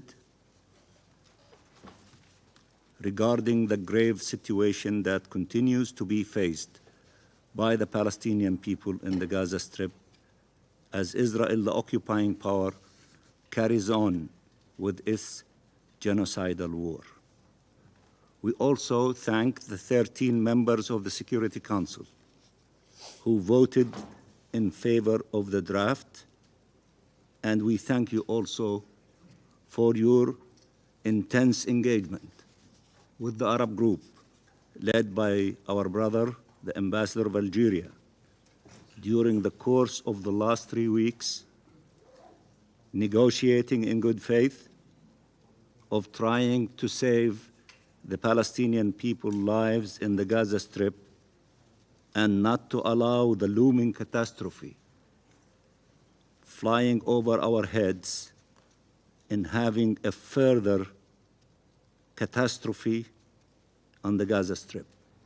We sincerely thank you for that effort, for your principled position, and for your determination that a ceasefire has to be demanded, implemented now to save lives, to save the Gaza Strip, to save the 1.5 million Palestinians in the Rafah district. This draft resolution was brought to the Council precisely because Israel persists with the onslaught, persists with every single grave breach it has been committing, despite the near unanimous calls by the international community for a ceasefire, and despite the ICJ provisional measures ordered to Israel to cease all acts of genocide and incitement to genocide, and to ensure humanitarian assistance to the Palestinian people, who every day are facing death and destruction and the torment of starvation and repeated forced displacement.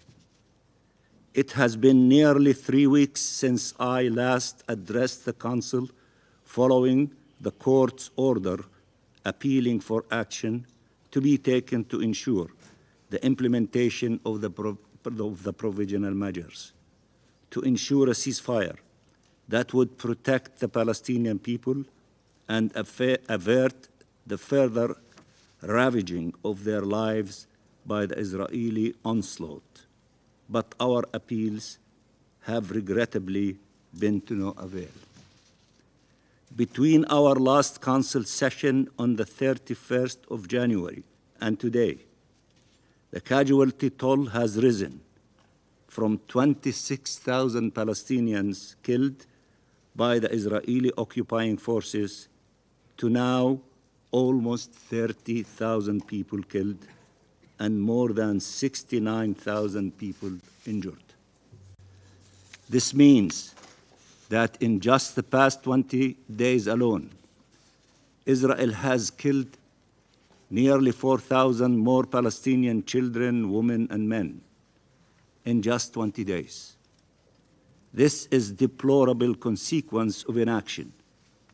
It means more than 200 Palestinians killed every day. It means that by the time this Security Council session ends, more than 25 Palestinians will have been killed. It means more babies will be murdered, wounded, amputated, and orphaned. More children will die of hunger and hypothermia and disease. It means the continued threat of the further forced displacement of families, the looming danger of a mass expulsion or worse, slaughter of the nearly 1.5 million people in Rafah, who have nowhere to flee, no protection whatsoever. It means the continued deprivation of the entire population of Gaza, left without food, water, medicine, and shelter, essential to alleviate suffering and ensure survival. It means that the human lives that could have been spared and saved are instead being forsaken to Israel's genocidal war machine, deliberately, knowingly, by those who oppose a ceasefire. We all know this. We know the staggering figures. We have heard the warning from the Secretary General, the heads of all UN agencies on the ground, dozens of independent special rapporteurs and humanitarian and human rights agencies the world over. We have seen it with our own eyes in pictures and videos that have seared and stained our collective conscience and broken our hearts and our humanity. In the face of Israel's brazen violation of the ICJ order, the court sent another warning, issued another decision on 16 February, reminding Israel that it is bound to fully comply with its obligations under the Genocide Convention and all the provisional measures ordered by the court on 26 January. The court also had to remind Israel that its obligations are immediate and should be effective.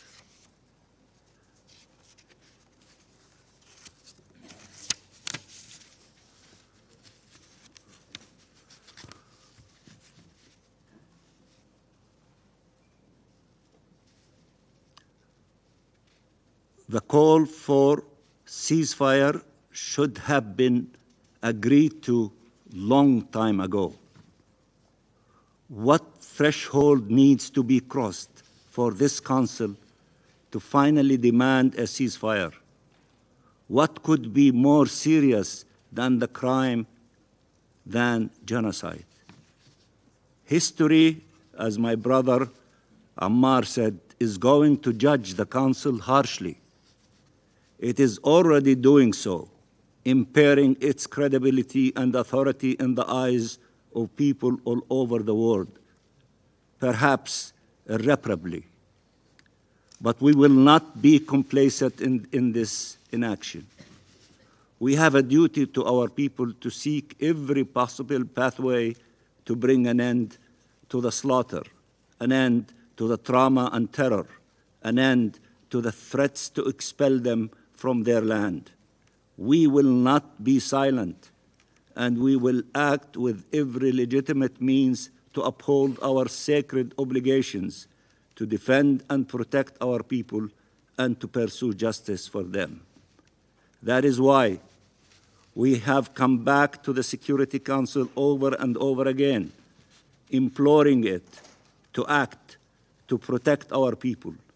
That is why we will not relent in seeking accountability, calling on the Council, the General Assembly, and all states to act in line with the Charter and all obligations under international law without selectivity, without exception. We will not stop demanding accountability for the war crimes, crimes against humanity and genocide that Israel is perpetrating against the Palestinian people. But accountability must move beyond words in these chambers.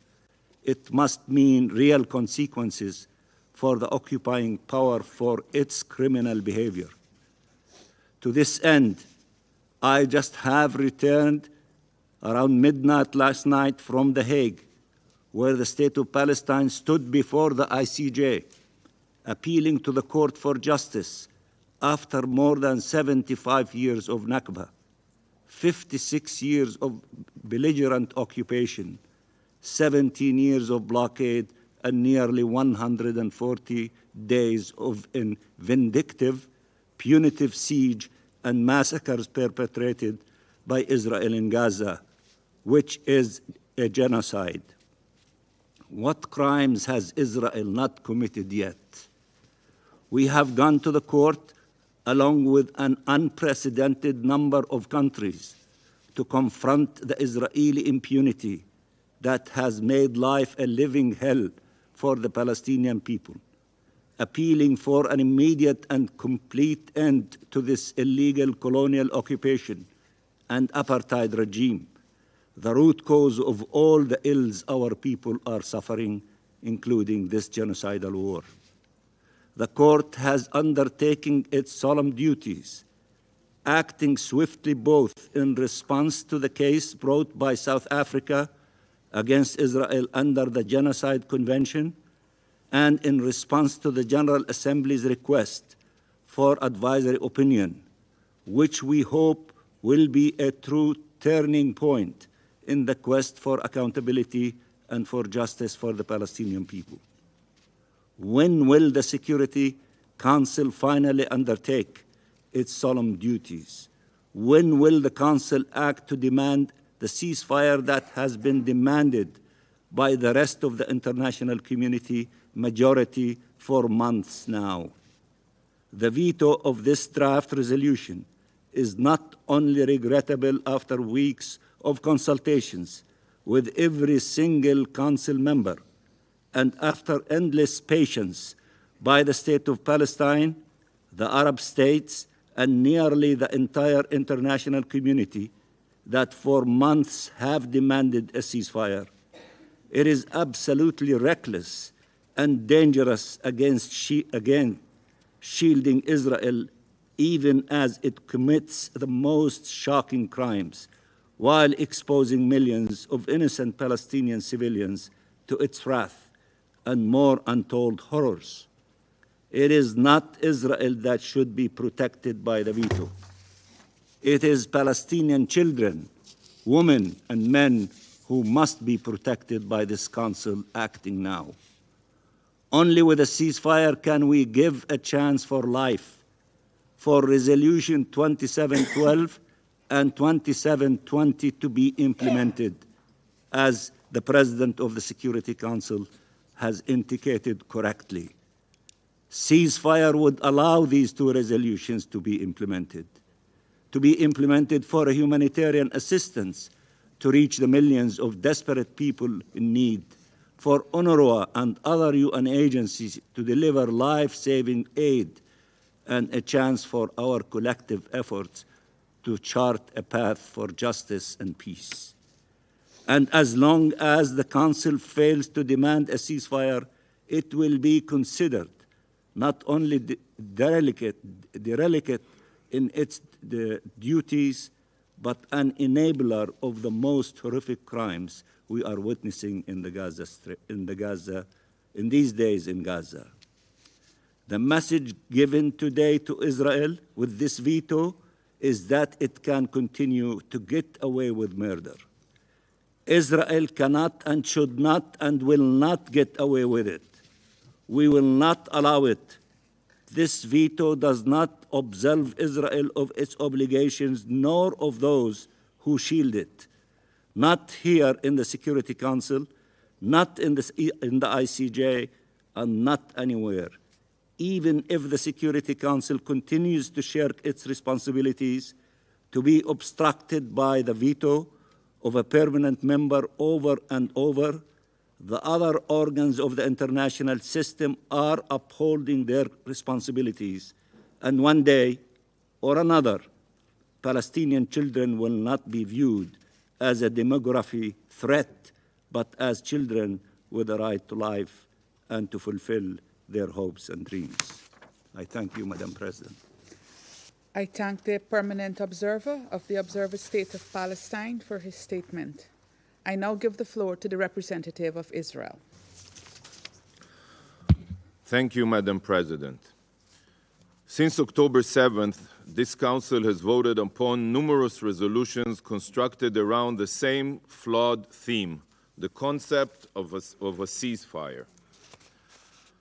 This word is constantly mentioned in the Security Council, in the General Assembly, and by UN officials and agencies, as if it is a silver bullet, a magical solution to all of the region's problems. For the past 137 days, the only solution discussed on the international stage is this absurd notion of a ceasefire. Will a ceasefire bring home the hostages? Will a ceasefire eliminate Hamas? Will a ceasefire disarm Hezbollah, the Houthis, and all the other Iranian terrorist proxies in our region?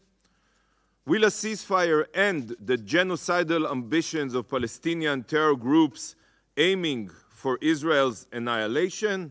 We're still waiting for President Abbas to condemn the October 7th massacre. What exactly will this silver bullet ceasefire achieve?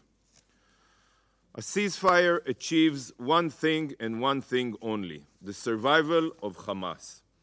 Exactly the opposite of how it's portrayed.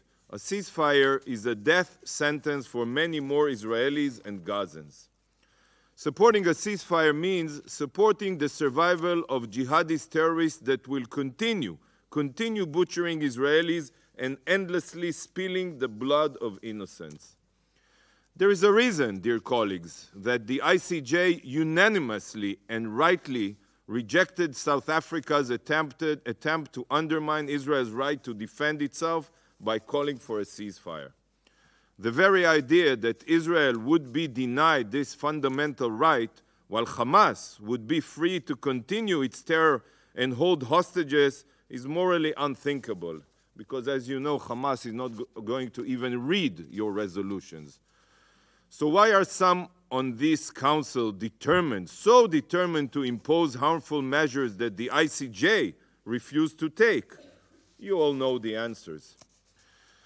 Colleagues, a ceasefire is the epitome of a kick-the-can-down-the-road policy. A ceasefire today means immunity for baby killers and rapists. It's an easy way to make this problem an issue for another day. With a ceasefire in place, Hamas will regroup, rearm, and their next attempted genocide against Israelis will only be a question of when, not if. Hamas has sworn publicly to commit the atrocities of October 7th again and again and again until Israel is annihilated. So why is the Council, charged with security, is so fixated on aiding these monsters to stay in power? Just yesterday, Israel exposed footage proving that Shiri Bibas and her two children, 4-year-old Ariel and 1-year-old Kfir, were taken to Gaza alive. So tell me, distinguished council members, a 4-year-old and a baby were taken hostage by Hamas, among others, and most of you choose to support a ceasefire? Why do you want to leave them in Gaza? Do you not see how immoral that is? And what kind of precedent this would set for terrorists around the globe? Did you think about baby Kfir when you voted on this resolution? A resolution that would ensure that Kfir, along with 133 other hostages, remain in dark terror tunnels? Did you think about Noa Argamani? Noa's look of sheer horror as she violently separated from her boyfriend Avinoam Or and taken to Gaza on the back of a motorbike has become a symbol of the hostages' plight. In the heart-wrenching video, you can hear Noa screaming and pleading with the terrorists not to abduct her. Noa's mother, Liora, born Chong Hong Lee, a Chinese-Israeli citizen originally from Wuhan, is terminally ill with stage 4 brain cancer. All she asks is that she can hug Noa, her only daughter, one last time before she succumbs to her illness. To my Chinese colleague, I ask you, in the name of Liora Chong Hong Lee, rather than pushing for a harmful ceasefire which will keep Noa in Gaza, I urge you, pressure Hamas to release Noa so that her mother can see Noah one last time before her death. Colleagues, jihadists around the globe see that the body mandated to uphold international security is willing to allow murderous Hamas rapists to continue their reign of terror. Your calls for a ceasefire empower Hamas, giving them hope to stay in power. This does not ensure security, it prevents it. You truly want a ceasefire? Well, Israel also wants a ceasefire. Your children are not the ones that are falling in battle against bloodthirsty terrorists. They are ours. If Hamas survives, it will be our children that Hamas will murder in cold blood again. Israel seeks a ceasefire, but there is only one formula that we are willing to accept. All of our hostages must be released, and Hamas must turn themselves in. Colleagues, the Algerian resolution not only empowers jihadists by calling for a ceasefire, it also fails, again, to condemn Hamas for their heinous crimes. Not condemning Hamas's atrocities has now become a tradition here. It's tragic. Hamas Nazis invaded Israel, deliberately murdering families, raping women and girls, and destroying everything they could get their hands on. They are brutal terrorists who took pride in their barbarism. Yet, not once, not even once since October 7th, has this Council or any UN body condemned Hamas and their violence. One day, we mentioned history here, when historians studied the reasons why the UN lost its standing and influence, the inability of this organization to condemn terrorists that slaughter children will be one of the driving factors. Mark my words. But the impact of this Council's decisions spread much further than this room. If this Council is incapable of condemning Hamas, UN officials feel like they have further legitimacy to whitewash Hamas. Mere days ago, Under-Secretary General Griffith stated that Hamas is not a terrorist group, but a political movement. Is the intentional, brutal murder of hundreds of civilians not terror? Is the systematic rape of women not terror? Is beheading and burning children alive not terror? We all know Hamas is a terrorist organization, yet by staying silent in the face of Hamas's crimes and not condemning them, you allow such lies to perpetuate. Your politicized decision of silence promotes the falsehoods that Hamas can be reasoned with, that they are not the bloodthirsty terrorists that they are. And this is the stance that the UN adopts and promotes. Condemn Hamas as a council, condemn their atrocities, rid this institution of its shame. Do it for the sake of those butchered, for the sake of the hostages, for the sake of morality and truth. It's in your hands. Colleagues, some of you have approached me and asked me why Israel is so critical of the UN and its agencies. The recent event over the past weeks have hopefully made it clearer to you. 1 week ago, Special Rapporteur Albanese libelously stated that the victims of October 7th were not murdered for their identity, but in response to Israel's so-called oppression. This is victim blaming and a clear justification of terror. But for some UN employees, even poisonous words are not enough. Dozens of UNRWA employees took active roles in the October 7th massacre, while many more praised the savage attack. Faisal Ali Musallem el-Naami, an UNRWA social worker, stuffed the body of Jonathan Samerano into a truck to be taken to Gaza. A Hamas data center was located directly underneath UNRWA headquarters in Gaza, connected to UNRWA's power supply, and terror tunnels have been found running underneath various UNRWA facilities, schools, everything. Out of UNRWA's 1,300 employees in Gaza, 12%, I repeat, 12% are members of Hamas, and Palestinian Islamic Jihad, and at least 236 of them are active terrorists in these organizations' armed wings. UNRWA has been proven to be an instrumental part of Hamas's terror machine, which makes UNRWA itself a terrorist organization. Yet, rather than take responsibility for the weaponization of this murderous UN agency, Commissioner General Lazzarini has chosen to say that he had no knowledge of Hamas's hold on his own agency. This is blatantly false. Israel exposed terror tunnels under UNRWA schools and supplied evidence of Hamas's exploitation of UNRWA. You can see it in my Twitter account. I personally sent letters to the Commissioner General and the Secretary General. We implored them for years to carry out a comprehensive search of all UNRWA facilities in Gaza.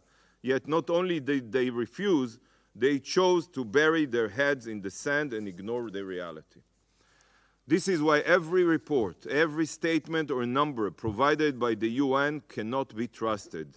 In Gaza, dear colleagues, Hamas is the UN and the UN is Hamas.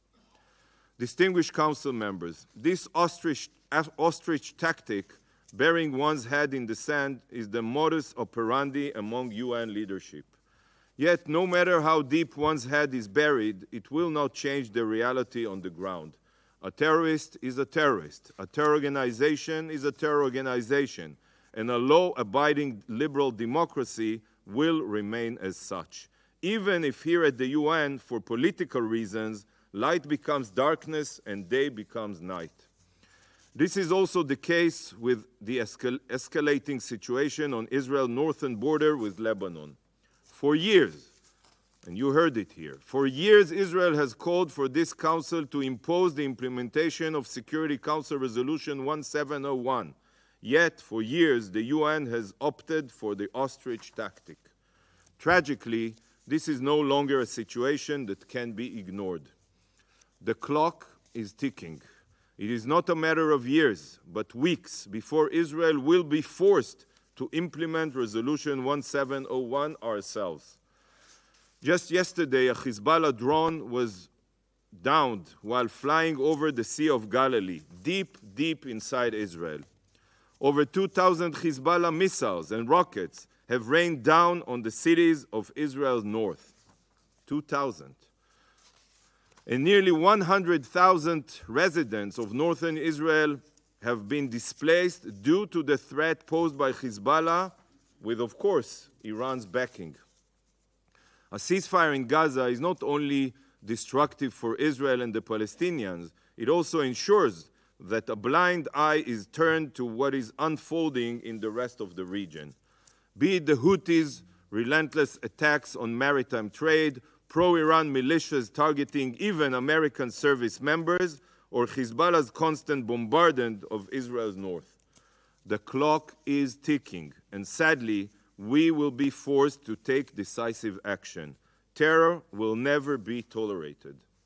Madam President, this Council must put politics aside for the sake of its mandate. A ceasefire that allows Hamas to remain in power means ensured death and destruction.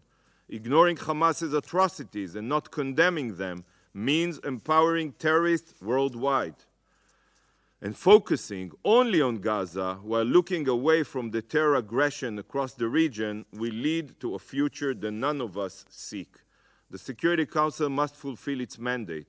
It must side with Israel against the forces of evil, and it must face reality. Reality is not found when one's head is buried in the sand. Thank you, Madam President. I thank the representative of Israel for his statement. I shall now give the floor to the representative of Qatar. شكرا لكم السيد الرئيس. أود أن أهنئ بلدكم الصديق على رئاسة المجلس، ويسرني أن أدلي بهذا البيان باسم دول مجلس التعاون لدول الخليج العربية، وهي بلادي دولة قطر والمملكة العربية السعودية ودولة الكويت ودولة الإمارات العربية المتحدة وسلطنة عمان ومملكة البحرين، وننضم للبيان الذي ستدلي به المجموعة العربية بعد قليل. السيد الرئيس، ينعقد اجتماعنا اليوم في ظل ظروف بالغة الخطورة، حيث تحول الوضع في قطاع غزة circumstances. The situation in the Gaza Strip has increasingly deteriorated, and we are facing the worst humanitarian disaster the world has seen.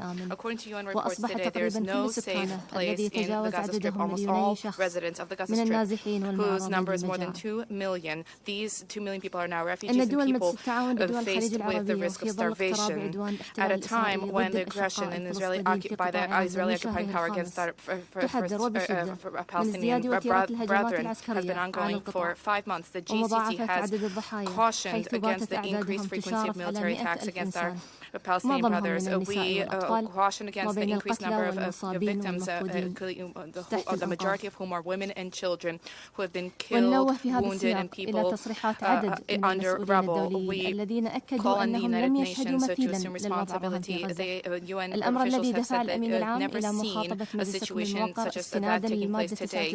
The UN Secretary General invoked Article 99 of the Charter, warned about the dangers of the collapse of the humanitarian system and a public order in Gaza.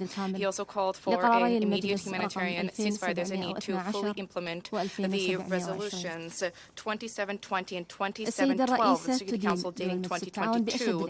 Madam President, the Arab states of the Gulf Cooperation Council condemn in the firmest terms the Israeli threat regarding the launch of a military operation against the city of Rafah. In the city of Gaza, we caution against the fact that these threats portend an increase in violence levels and destabilization. These threats represent a danger to regional stability. We firmly condemn the attempts at forced displacement of civilians, and we firmly reject any military engagement in the city of Rafah. We caution against the new humanitarian disaster in that area. This is the last refuge for hundreds of thousands of displaced persons in the Gaza Strip. حيال تعليق بعض الدول المانحة تمويل هلوكات الأنروا وخاصة في ظل الأوضاع الإنسانية الخطيرة الراهنة حيث يعتمد على الوكالة 5 ملايين من الفلسطينيين لا سيما في قطاع غزة. وفي هذا الصدد نضم صوتنا للأمين العام في مناشدته للدول التي علقت دعمها للأنروا بمراجعة قراراتها واستئناف تمويلها للوكالة وذلك حتى لا تتعمق الكارثة الإنسانية الحالية في غزة أكثر مما هي عليه وتجدد دولنا موقفها الثابت من العدالة القوية الفلسطينية والحقوق المشروعة للشعب الفلسطيني الشقيق وإقامة دولته المستقلة and the على legitimate حدود عام rights of the fraternal people to 1967 establish an وعاصمتها independent القدس state on the 1967 borders with السيدة East الرئيسة Jerusalem as تعرف the دول مجلس capital. التعاون عن Madam تقديرها President, Arab states لمسار of the التفاوض GCC المستمر حول الوصول extend their لاتفاق إطاري appreciation for لهدنة the ongoing إنسانية جديدة في negotiations قطاع around a غزة framework agreement بتيسير من for a new بلادي دولة humanitarian قطر truce in وجمهورية Gaza. مصر My country, the العربية State of والولايات Qatar, المتحدة has been الأمريكية facilitating these efforts وذلك alongside بغية the إطلاق Arab سراح Republic الأسرى of Egypt and the والمحتجزين US وضمان وصول المزيد من to free المساعدات hostages الإنسانية and والإغاثية detainees to إلى guarantee قطاع greater غزة وحماية deliveries of humanitarian المدنيين. assistance and to rescue السيدة efforts الرئيسة in تعرف Gaza دول to مجلس protect التعاون عن civilians. أسفها البالغ The لفشل Arab المجلس states اليوم of the باعتماد GCC مشروع have القرار المقدم من profound الجزائر regrets والمدعوم regarding من the failure المجموعة of the Council to العربية adopt the والذي draft أيدته resolution أغلبية submitted by أعضاء المجلس Algeria. This was كونه supported by مشروع the قرار Arab group and إنساني the في مضمونه overwhelming majority ويتسق of مع members of القانون the الدولي Council. الإنساني This draft ونود is التنويه في humanitarian هذا by its الصدد content إلى and أن aligns دولنا with سوف تستمر في IHL. جهودها في العمل We مع wish to الشركاء emphasize in this regard that our للسعي country في will كل continue المسارات لضمان efforts الوصول إلى وقف إطلاق alongside نار partners at إنساني all فوري levels في قطاع to غزة guarantee the حقنا achievement of an لدماء immediate أشقائنا humanitarian ceasefire in الفلسطينيين في Gaza. القطاع Let us end ولضمان the وصول مزيد من bloodletting المساعدات of the الإنسانية Palestinian والإغاثية people وحماية and let us المدنيين deliver وشكرا adequate volumes لكم of السيدة humanitarian الرئيسة. assistance and relief to Gaza and let us protect civilians. I Thank you very thank much the for your attention. representative of Qatar for her statement, and I now give the floor to the representative of Tunisia. شكرا السيدة الرئيسة. Thank you, Madam President. أتشرف بإلقاء هذا البيان باسم المجموعة العربية وأود في البداية أن أهنئكم وبلدكم غيانا على تولي رئاسة المجلس لهذا الشهر وأعرب لكم عن الشكر لعقد هذه الجلسة. ونتقدم بالشكر إلى الجزائر العضو العربي في المجلس على مبادرتها بتقديم مشروع القرار ومساعيها طوال مسار المفاوضات من أجل الحفاظ على وحدة المجلس والتوصل إلى توافق حول مطلب وقف إطلاق النار الفوري لأسباب إنسانية لا تخطئها العين. وباعتباره الإجراء الأكثر إلحاحا في ظل الأوضاع الكارثية التي تردى فيها قطاع غزة والمعاناة الإنسانية الرهيبة للسكان الفلسطينيين نتيجة مواصلة سلطات الاحتلال لعدوانها وجرائم الحرب والإبادة الجماعية التي تقترفها في حق الشعب الفلسطيني بلا هوادة، علاوة على إمعانها في إجراءات العقاب الجماعي ومنع المساعدات الإنسانية والطبية والغذاء والماء والوقود وكل وسائل الحياة. السيد الرئيس، تتوجه المجموعة العربية بالشكر للدول الأعضاء في مجلس الأمن التي ساهمت بكل إيجابية وبشكل بناء في مسار المفاوضات بخصوص مشروع القرار وصوتت لفائدته، وبقدر ما تعرب عن أسفها لفشل المجلس في اعتماد مشروع القرار وعجزه مرة أخرى عن الاضطلاع بمسؤوليته القانونية والأخلاقية باعتباره الجهاز الرئيسي المسؤول عن حفظ الأمن والسلم الدوليين، فإنها تجدد تأكيد تمسكها كما العديد من دول العالم وأعضاء مجلس الأمن والمنظمات الإنسانية والأممية بضرورة إقرار وقف فوري لإطلاق النار ومنع تنفيذ سلطات الاحتلال لمخططها الذي يستهدف أكثر من 1.5 مليون فلسطينيين في رفح ومنع تكرار جرائم التهجير القسري للفلسطينيين وإفراغ الأرض الفلسطينية من سكانها.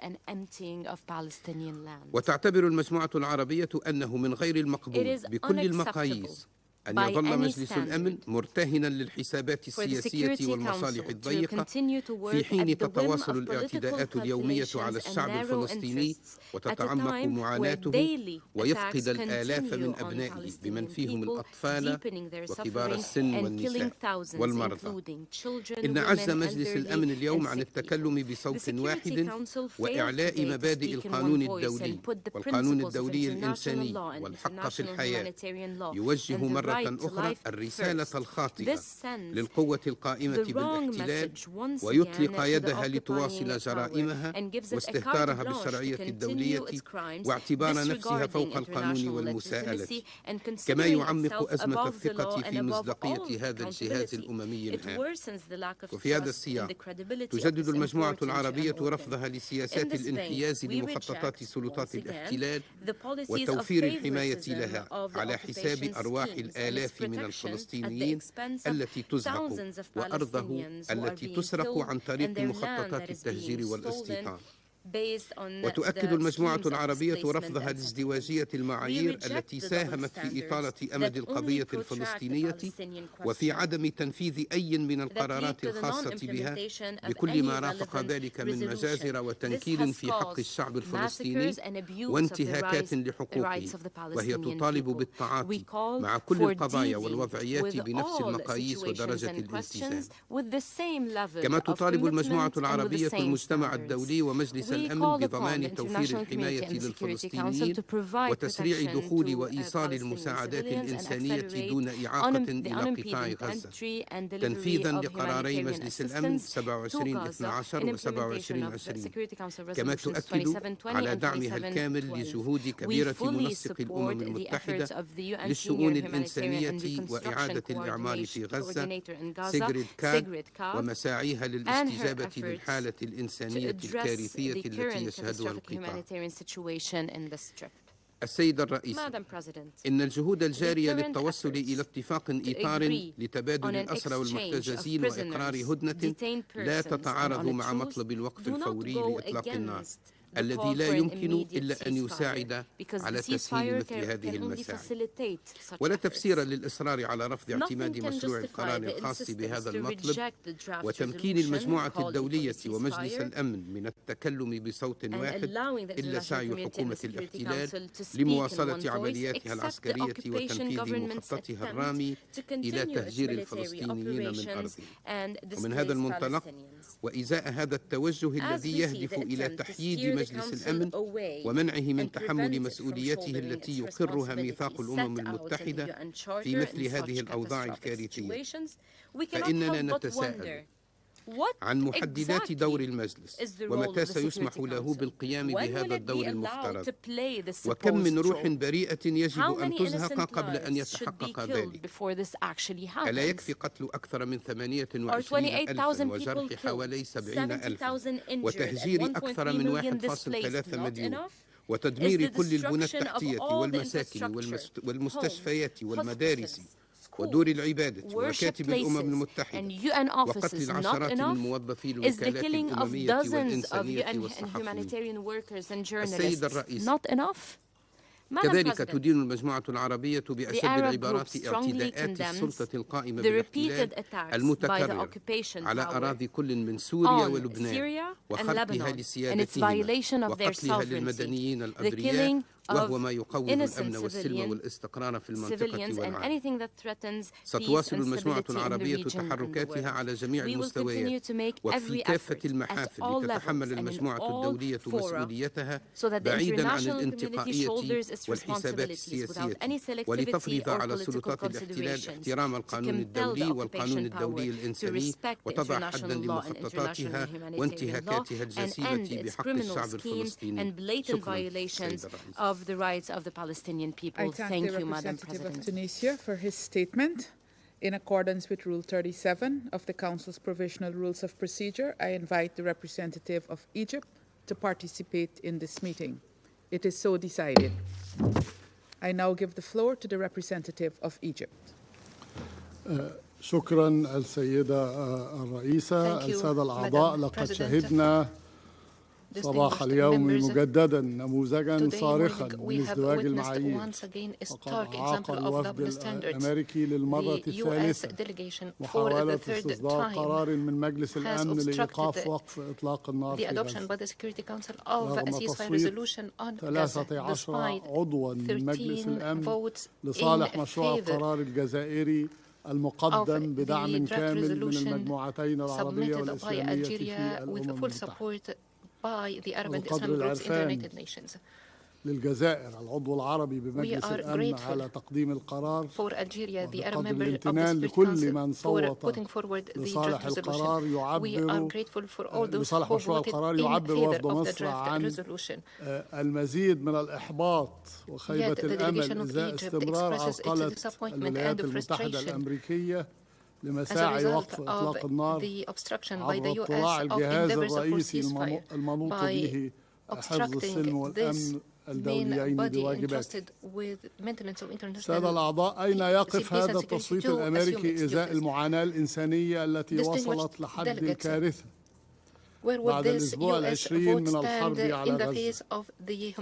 وكيف يستقيم أن تتم دعوتنا إلى مجتمع دولي قائم على القواعد فيما عندما نطلب تطبيق تلك القواعد لا نلقى سوى الأذان والصمات؟ أليس سكرتير عام الأمم المتحدة وإعماله للمادة 99 من ميثاق الأمم المتحدة بكاشف للإجراء المطلوب من مجلس الأمن؟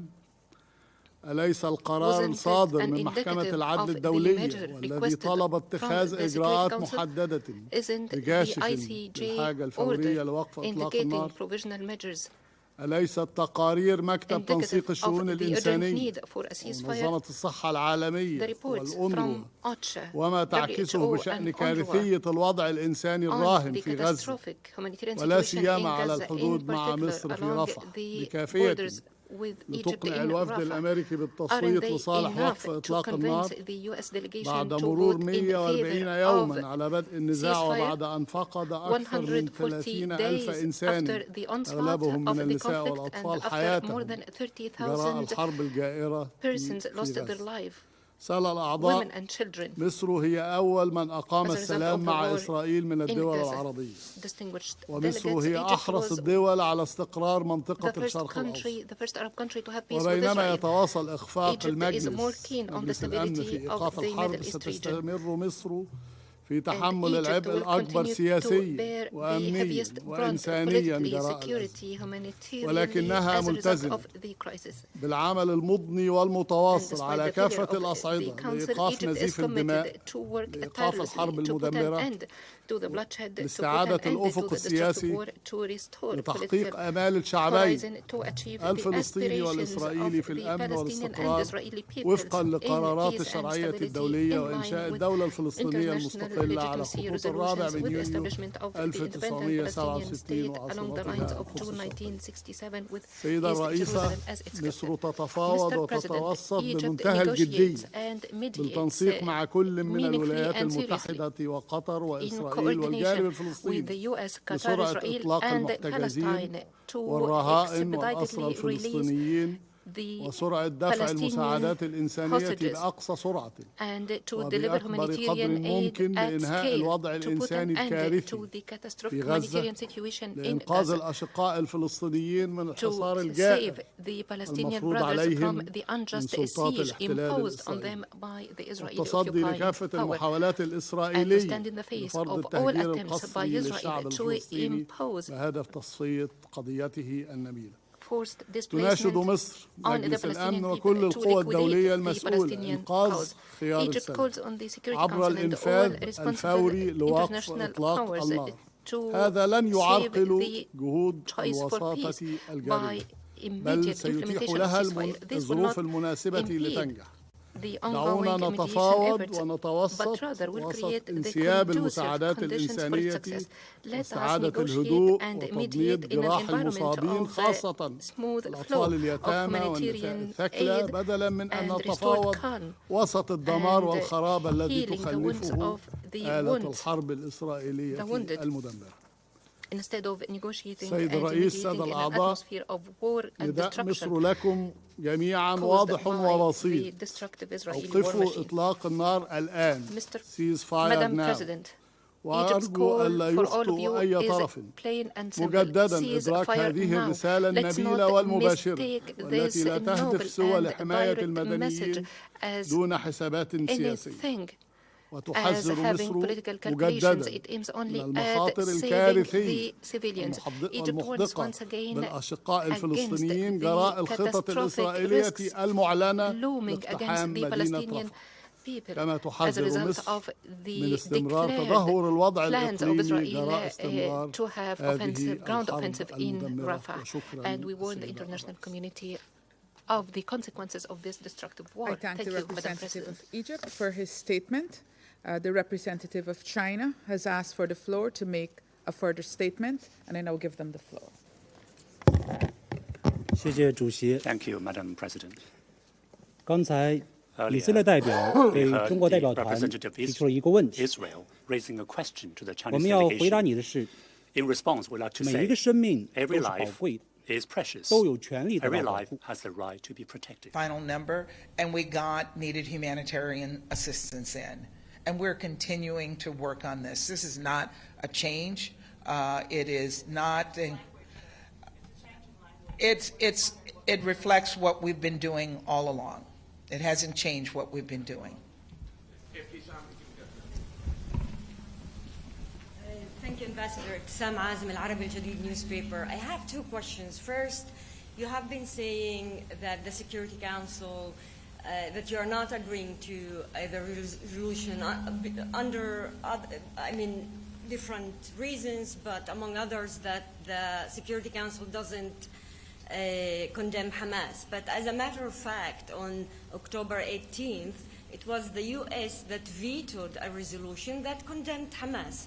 This is one thing. The second thing, I think a lot of Palestinians ask the question, what is the line? When is enough Palestinian? There have been more than 29 Palestinian civilians who were killed, majority of whom women and children, and people are asking how many deaths are enough for the U.S. to stop delivering weapons and to call for a ceasefire immediately for humanitarian reasons. Thank you.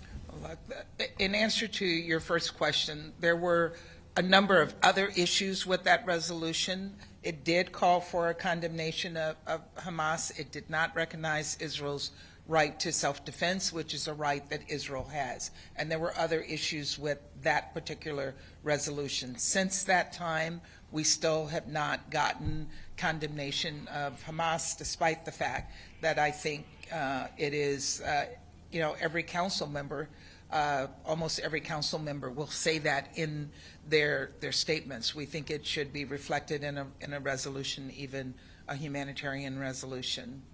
And let me just say, every life matters. And so it is important that we find a solution that will stop the killing and deaths and suffering of the Palestinian people. And that's why we're on the ground 24/7. No one else is putting their people out there. No one else is putting skin and boots on the ground to find a solution to this situation. And we'll keep working on that every single day. Hi, Ambassador. China described your position that the Algerian draft would undermine regional efforts at the hostage deal as completely untenable, given the situation on the ground. Explain then, Ambassador, how the Algerian draft would have placed those talks in jeopardy, given that the Algerian text also called for the immediate release of those hostages. Yes, but they also call for an immediate ceasefire, which would give Hamas the cover of not releasing the hostage. Part of the ceasefire that we're working on requires that they do exactly that, and this resolution did not make that connection. And it was our concern that it would send the wrong message to Hamas, that this resolution, which actually gives them something that they have asked for without requiring them to do something in return, would have meant that the fighting would have continued, because without the hostage releases, we know that the fighting is going to continue.